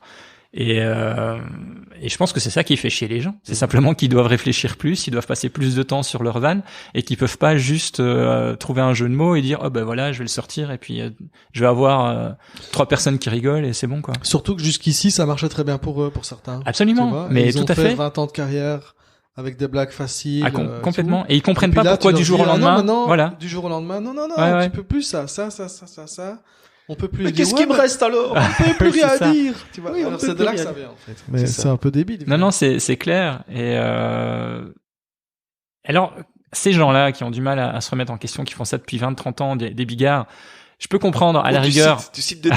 Attention, je peux comprendre à la rigueur que le mec, il a fait toute sa carrière là-dessus, il arrive pas à passer à autre chose. C'est son truc. Bon, moi je l'écoute plus. Je pense que on doit moins l'inviter et je pense que on Ça l'invite va moins. mourir avec Voilà. lui, Oui, avec c'est ça. Mais là où c'est pas normal, c'est les plus jeunes, les nouveaux qui arrivent et qui restent sur ces vieux schémas. Tu dis, mais mec, t'es en 2020. Ouais. Vis avec ton temps, quoi. Si tu restes sur ce vieux schéma, tu vas juste ressortir des vieilles vannes d'il y a 20 ans et ça n'a aucun intérêt. Donc, je pense qu'on a tout à gagner à faire évoluer ça. Mais tu peux vraiment comprendre le truc que en lisant un peu les témoignages autour de toi, parce que nous, on est au sommet de la chaîne, tu vois, on est les blancs hétéros qui sont occidentaux, tu vois, plutôt bien mis, et tu comprends pas ça si tu lis pas les témoignages. Donc renseigne-toi déjà, et puis là tu te diras, ah ouais, en fait c'est pas drôle. C'est juste pas drôle, mais c'est pas évident, et la frontière est parfois mince, et j'essaye de flirter avec ça, j'essaye de trouver comment rigoler de choses qui semblent un peu touchy, mais tu peux montrer dans ta vanne que en fait la cible n'est pas celle qu'on croit, la cible est une autre cible, mais ça c'est super compliqué. Et tous ceux qui te parlent de oui mais des proches machin, des proches est un mec qui travaillait énormément et lui-même avait des doutes, lui-même c'est pas censuré, mais il y a des vannes qu'il a trouvées et qu'il a pas faites sur scène. Lui-même, son sketch, le fameux sketch où il commence par il paraît qu'il y a des juifs qui sont cachés dans la salle. Jusque dernier moment, il était pas sûr de le mettre. Il en a parlé avec des amis juifs, etc. Et il a essayé de trouver la bonne façon de le dire. Quand tu écoutes des proches qui parlent des juifs, il y a aucun moment où tu te dis ce mec est antisémite, simplement parce qu'il arrive à te le faire comprendre. Et ça demande un effort d'écriture, une finesse dans l'écriture incroyable. Et les gens qui te citent des proches parce qu'ils ont fait une vague raciste, c'est juste des mecs qui ont rien compris, quoi. Qui te parlent d'une Ferrari alors qu'ils sont en Fiat Panda. Et c'est triste. Il faut qu'ils se remettent en question, pas juste sortir la carte des proches. Ben non, on n'est pas tous des proches, et des proches, il y en a eu un. Et il était plus malin que toi. Et il était plus malin que toi, beaucoup plus malin que toi. Et donc vraiment, ça demande énormément de travail et de réflexion. C'est pas évident. C'est comme on en avait parlé aussi, je crois, dans l'épisode avec Fanny. Mais il y a Daniel Sloss qui fait du stand-up. Il est écossais, je pense, qui arrive à rire de tout, et même de sa sœur qui est handicapée et tout ça, qui arrive à parler de ça et il rigole de sa sœur qui est handicapée, et mais sans que ce soit de la moquerie ou que ce soit c'est quand même un peu malaisant, mais je veux dire, Mais c'est parce il se moque pas des handicapés. Non, parce qu'il riait avec elle. Oui, c'est ça. Oui, c'est ça, en fait. Il faut le truc, c'est on est dans une place compliquée faussement compliquée. Parce que on se dit oui, mais alors si on doit arrêter de rire de ceci, de cela, de cela, parce qu'on est des blancs hétéros, on peut rire de rien. Bah déjà tu peux rire de toi, ce qui est déjà pas mal. Il y a de la matière. Oui. Et puis aussi, si tu veux rire d'autres choses, d'autres personnes, tu ris avec, effectivement. Et c'est ça la grosse différence. Et c'est ça le gros travail, tout gros travail d'écriture, c'est de montrer que derrière ça, il y a de la bienveillance. Il y a aucune ambiguïté. Et tu te dis, une fois que j'aurai fait cette vanne, je sais que demain, cette personne-là n'aura pas une vie encore plus merdique, parce que elle lui portera préjudice, tu vois. Tu commences pas à aller sur des stéréotypes où tout ce que les gens vont se rappeler de ta vanne, c'est le stéréotype. Et c'est ça le plus délicat, en fait. Quand j'ai fait Amour, Djihad et RTT, je me suis dit on doit pouvoir rire du djihad. On doit pouvoir en rire. Et pourtant, je l'ai fait vraiment au moment le plus chaud, quoi. Une de mes craintes, c'était une de mes craintes très égoïstes, c'était qu'il y ait encore un gros truc juste avant de sortir l'album, parce que je sais que ça aurait pas été possible. Mais avec le petit recul qu'on avait pu avoir à ce moment-là, c'est sorti en 2018, le léger recul, les gens pouvaient commencer à en rire. Et j'ai eu des témoignages de gens qui m'ont dit, ben voilà, moi j'étais au Bataclan et je me suis pissé dessus de rire tellement c'était bien dit, quoi.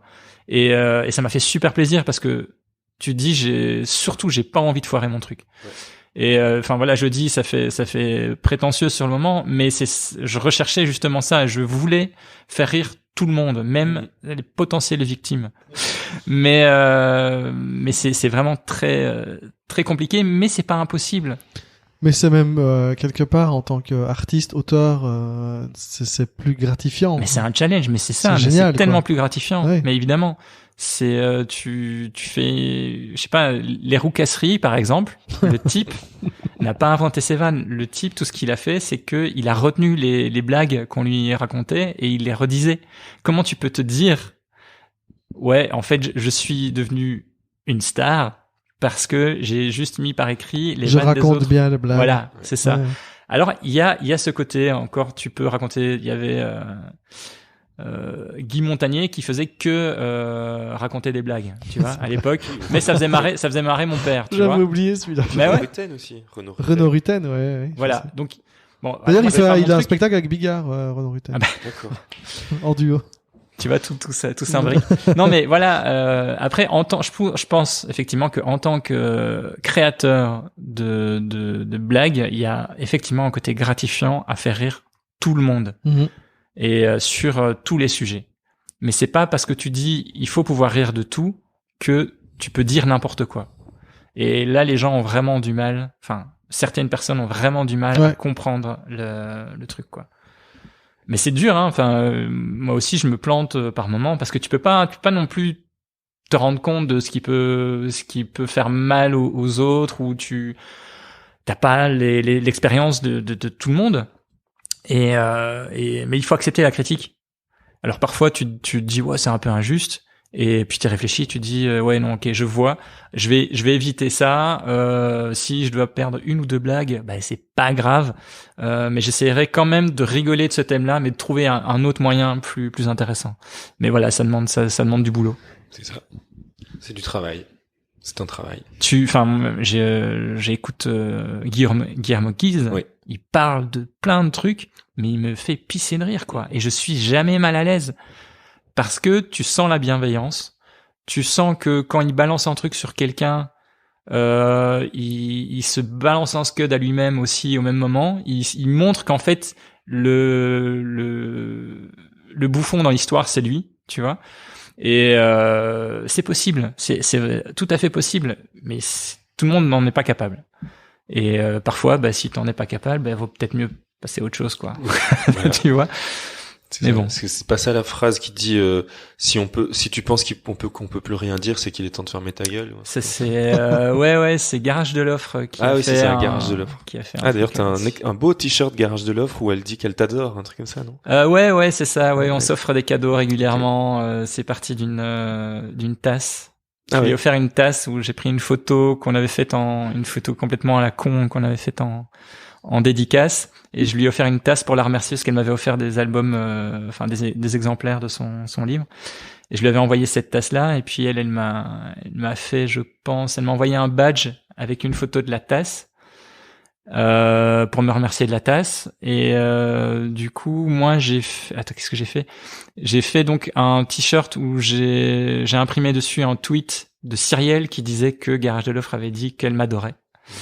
Et je me suis pris en photo avec ce t-shirt et le badge qu'elle m'avait offert, et j'en ai fait j'ai fait de cette photo un t-shirt que je lui ai offert. Donc elle a un t-shirt de moi portant ce t-shirt avec le tweet.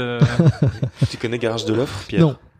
C'est une autrice française, elle est française. Ouais. de BD qui est aussi assez engagée et tout, et qui est super drôle. Ouais, super drôle, faut pas exagérer non plus. On va pas lui dire qu'elle n'est pas super drôle. Je pouffe parfois, mais voilà, c'est sur un malentendu. Et je crois que je te l'avais envoyé, mais elle avait fait un jour, je crois que c'était un tweet ou non, enfin, elle avait fait des captures d'écran de quelqu'un qui venait lui parler en message privé. C'était un truc de dingue. Mais genre, je crois, il est venu la mansplainer ou je sais plus ce que c'était exactement. Ouais. Et donc, elle lui a dit un truc du genre, j'arrive pas à lire, je vois que des petits carrés, tu vois, comme quand tu, quand t'as des emojis qui s'affichent pas. Et je crois, enfin, je sais plus comment c'est, mais je mettrai le lien vers le tweet parce que c'est vraiment dingue. Et elle continue et le mec, alors, il dit, mais attends, mais si, c'est ça que j'ai voulu te dire, et il réécrit, et là, tu vois. Et en fait, il se rend pas compte qu'il est en train de passer pour un con, et qu'elle est en train de le troller, quoi. Et ben, c'est énorme, c'est super, super drôle. Et en fait, ce qu'elle fait, donc son boulot, c'est pas juste troller les gens sur Twitter, même si elle le fait beaucoup. C'est en fait, elle fait des cartes, ce qu'elle appelle les cartes de désaveu, qui sont les jolies cartes avec des arabesques, avec des fleurs et tout, et un message souvent bienveillant à l'intérieur. Tu vois ce genre de carte. Ouais. Sauf que son message n'est jamais bienveillant. Tu vois, tu as notamment ce qu'on avait dit, si tu penses qu'on peut plus rien dire, c'est que tu devrais fermer ta gueule.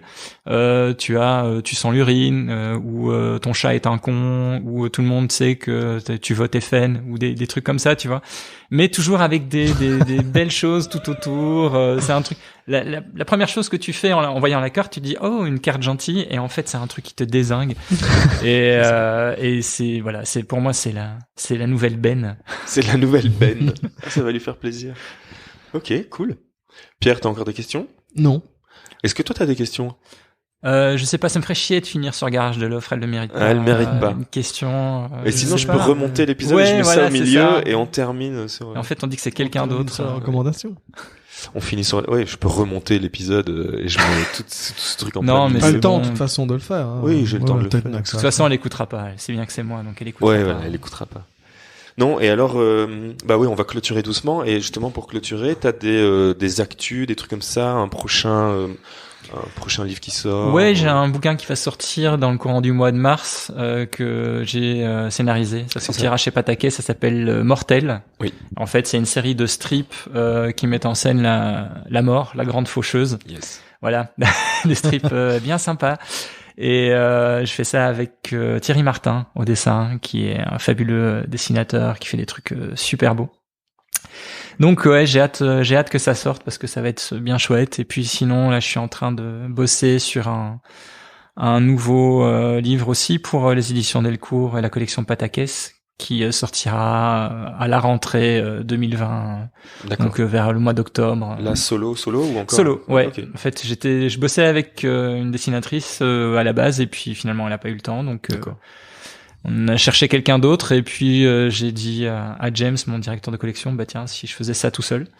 Sauf que maintenant, je m'en veux terriblement, parce que c'est différent d'écrire pour les autres et d'écrire pour soi, parce que quand j'écris pour moi, je dis ça va se passer dans un bureau. Ouais. Il y aura un bureau et peut-être éventuellement une imprimante en fond. Mais là, il y a des chevaux, ça se passe à plein d'époques différentes de l'humanité, et donc à chaque fois, à chaque début de planche, je me dis mais qu'est-ce que je suis allé me foutre dans cette galère. Ah oui, parce qu'au départ, ça devait être dessiné par quelqu'un d'autre. Ça devait être dessiné par quelqu'un d'autre qui dessine super bien. Et donc maintenant, tu dois apprendre à dessiner les chevals et tout ça. Des chevals, voilà, absolument. Et ouais, je passe beaucoup de temps sur Pinterest. Ouais. Alors, je vais choper des photos de chevaux. Mais ouais, non, mais c'est marrant à faire, et puis je suis content du résultat. Donc au final, c'est bien, ça fait évoluer. Donc ça fait 2 livres dans le courant de l'année. Et sinon, pas d'autres, donc pas d'Angoulême en tout cas, ça c'est sûr, ça ne t'intéresse pas. Sauf si on t'y invite. Sauf si on m'y invite, voilà. Ouais. Et encore, je suis pas sûr, parce que à un moment, tu peux dire invitez-moi, puis non, je viens pas.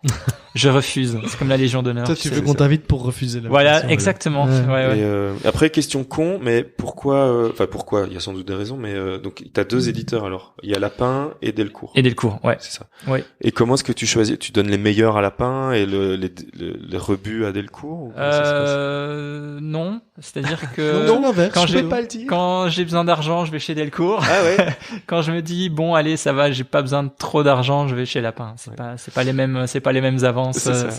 Non mais au-delà de ça, c'est quoi? Non, il y a des choses plus crues chez l'un. C'est quoi? Comment tu c'est choisis différent. En toi-même? fait, chez Delcourt, alors je suis arrivé chez Delcourt en tant que scénariste. C'est-à-dire que c'était avec des dessinateurs chaque fois différents. Parce que j'avais un trait beaucoup plus éditeur indé.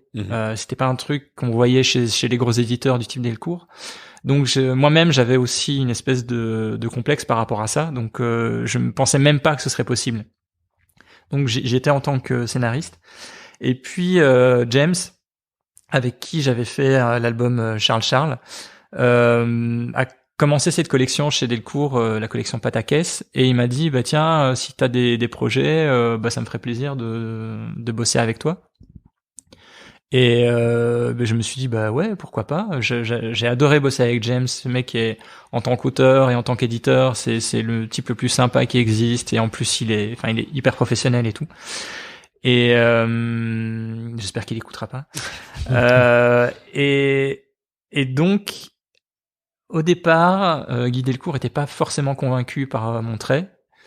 Et James l'a un peu travaillé au corps, et finalement il a cédé.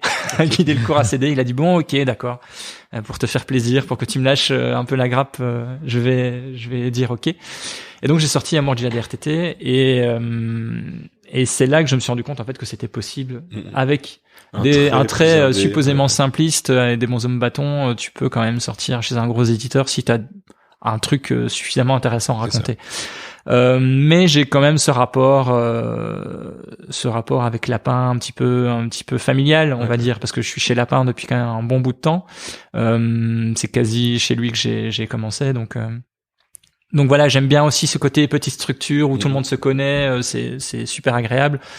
Et les séances de dédicaces, on se marre toujours parce qu'on est à plusieurs auteurs Lapin. Enfin voilà, c'est vraiment très très chouette. Mais voilà, quand ça devient ton boulot premier, t'as besoin d'argent, et c'est pas chez un petit éditeur que tu peux être le mieux payé, quoi. Lapin, c'est aussi l'éditeur de Tulip. Non, je me demande si elle est pas chez Delcourt, elle, justement. Je croyais avoir vu que c'était chez Lapin qu'il y avait Sophie Guérive. Non, c'est pas chez Lapin. Chez Lapin, il y a les cartes de désaveu avec Garage de l'offre, on en parlait. Il y a Cyrielle, avec le vrai sexe de la vraie vie. Il y a Aurélien Fernandez. Enfin, plein de gens aussi qui sont quand même bien connus sur la twittosphère. Ah oui. Ça commence à faire parler, la maison d'édition commence à faire parler d'elle, parce qu'il y a vraiment toute une émulation tout autour de ces auteurs. Et donc c'est une maison d'édition indé un peu à l'instar de l'association au début. Ouais, si on veut. En fait, Lapin, c'est assez particulier comme parcours. Donc le créateur de Lapin, Philippe. Ouais, le début de l'histoire de Lapin. Donc il a commencé en partageant des webcomics, en faisant porter des webcomics sur internet. Il a fait lui-même son webcomic. Et puis il a commencé à accueillir des auteurs francophones qui avaient envie de se lancer dans le webcomic. Donc c'était toujours sur internet. Et puis il s'est dit tiens, si je commençais à éditer mes propres webcomics. Donc il a créé les éditions Lapin. Lapin, pourquoi? Parce que son personnage principal c'était un lapin, tout simplement. Et puis il a commencé à éditer d'autres auteurs francophones qui passaient sur son portail de webcomic. Et puis voilà, de fil en aiguille, il est devenu un vrai éditeur, et ça c'est devenu son activité à temps plein. Et maintenant vraiment ça s'est développé. Il bosse avec 2 éditrices qui l'aident sur les différents projets, et c'est pour ça que ça c'est vraiment diversifié en termes de bouquins. Avant c'était vraiment très humour un peu trash, absurde, webcomic, et maintenant c'est aussi beaucoup de bouquins très très modernes qui parlent notamment de la sexualité, des sexualités, de l'homosexualité, du féminisme, etc. Donc ça a vraiment su se renouveler, quoi. Alors ça c'était assez intéressant. Et c'est pour ça que j'aime bien aussi cette émulation qu'il y a chez cet éditeur-là, c'est que il y a un côté, on teste des trucs et on essaye d'avancer. Et ça, c'est super intéressant. C'est ça. Ok. Pierre. Oui. T'es de quelle humeur? T'es d'une humeur question? T'es humeur qu'est-ce qui t'arrive? Qu'est-ce qui m'arrive? Rien de spécial. Je ne sais plus. Non, je ne suis plus dedans là. J'ai décroché. T'es allé tu reviens des toilettes. Oui. je me remets de mes émotions. On a tout entendu, hein, mais c'était très gênant. Mais on a essayé de parler pour aller de parler un peu plus fort, ça pour masquer. Oui. Non, je ne sais pas. Moi, personnellement, j'ai plus rien à dire. Après, sympa. Voilà. Et on va pouvoir clôturer de toute façon tout doucement. Tu restes un peu à Liège cet après-midi? Je sais pas, il fait tellement beau que je suis pas sûr. Non, je vais peut-être aller voir mon père qui est pas loin. Ouais, d'accord. Mais non. Peut-être faire un petit tour dans une librairie parce que je prends jamais le temps d'y aller. Et du coup, alors, on peut te conseiller d'aller chez Livre au Trésor. Livre au Trésor, mais évidemment, mais bien sûr. Tu connais? Oui, sur la place Xavier Lejean. Exactement. Mais oui. Et d'ailleurs, moi, je vais aller par là parce que j'ai rendez-vous au Reflector tout à l'heure. Ouais. Il y a un de nos groupes qui s'appelle The Brahms qui fait une résidence au Reflector. Et donc, j'y suis jamais allé depuis la création. Ah ben voilà. Moi, j'en suis resté à la Sound Station en fait. C'est ça. Ouais. J'habitais en fait dans la rue Stéphanie, tu vois, qui mène à Jean Fosse, enfin anciennement Jean Fosse. C'est ça. Et donc j'ai fait quelques concerts. C'était vraiment une très bonne salle. Mais il paraît que le Reflector est vraiment bien. C'est une belle salle aussi. Ouais. Il y a une programmation qui est fort variée, on va dire, qui est un peu moins rock. Il y a quand même quelques qui événements. Souffle le chaud et le froid. Une programmation. Tu peux dire ça? Oui, c'est ça. Voilà, une programmation qui est très diverse et variée. Il en faut pour tout le monde. Hein. Oui, c'est ça. Voilà. Et donc attends, qu'est-ce que je voulais dire? Donc tu vas te balader et le livre au trésor. Et puis voilà. Est-ce que on clôture doucement en citant les endroits où on va pouvoir te retrouver? Donc c'est marcdubuisson.com. Oui, ça c'est mon blog. Voilà. Enfin, c'est mon blog, c'est mon site parce que j'ai plus vraiment de blog. Marchand. Voilà, c'est ça. C'est mon site marchand, c'est ma vitrine. Voilà, ta vitrine. Et sinon c'est un pied sur tous les. Ouais, sur les réseaux sociaux, un pied sur Facebook. Je poste mes dessins sur En attendant la fin du monde. Ouais. Et puis voilà, sur c'est le site de 7 sur 7 aussi. 7 sur 7, les échos aussi. Les échos, mais les échos, ils postent pas forcément mes strips sur internet, mais plutôt, effectivement dans les échos. Ouais, c'est les échos week-end en fait. Donc c'est le supplément week-end qui paraît le vendredi avec les échos. D'accord. Et c'est le petit strip à la fin du journal. Et 7 sur 7, c'est web. 7 sur 7, c'est uniquement web. Voilà. Ouais. Donc voilà où on te retrouve. Donc acheter l'écho le week-end, ça il faut le faire. De toute façon, on le fait déjà. Il faut acheter les échos le week-end, c'est important. 7 sur 7, c'est sur le web. Anne Sinclair. Anne Sinclair, la oui, fameuse c'est ça. blague. Des pulls en mohair. Et il l'a écrite avant que t'arrives. Hein. Ouais. Il a dit 7 sur 7, je lui ferai la blague d'Anne Sinclair. C'est bien que t'aies pu la placer. Tu vois que t'avais encore des choses à dire finalement. Tiens, moi il y a une blague. Mais moi, que je j'ai suis pas meilleur pu en placer. réaction plutôt qu'en D'accord. action. Il y a une blague que j'ai pas pu placer au début. Ah, vas-y. Et donc alors Marc, tu es Helicopter and Military Aircraft Landing Gear Program Manager. Explique-nous un peu ton métier. Parce que tu es allé sur Google et tu Je suis as vu allé qu'il y en sur avait LinkedIn et sur Ah, LinkedIn. Ah, ouais, il y a un d'accord. Marc Dubuisson qui est ce que je viens de dire. Donc il travaille dans les Ouais. hélicoptères apparemment, dans les Quelle programmes horreur, d'atterrissage, LinkedIn. dans les programmes d'atterrissage d'hélicoptères. Il y a un Marc Dubuisson aussi qui est, je sais plus, qui bosse pour le tribunal pénal international de La Haye. Ouais, c'est pas mal. C'est pas mal.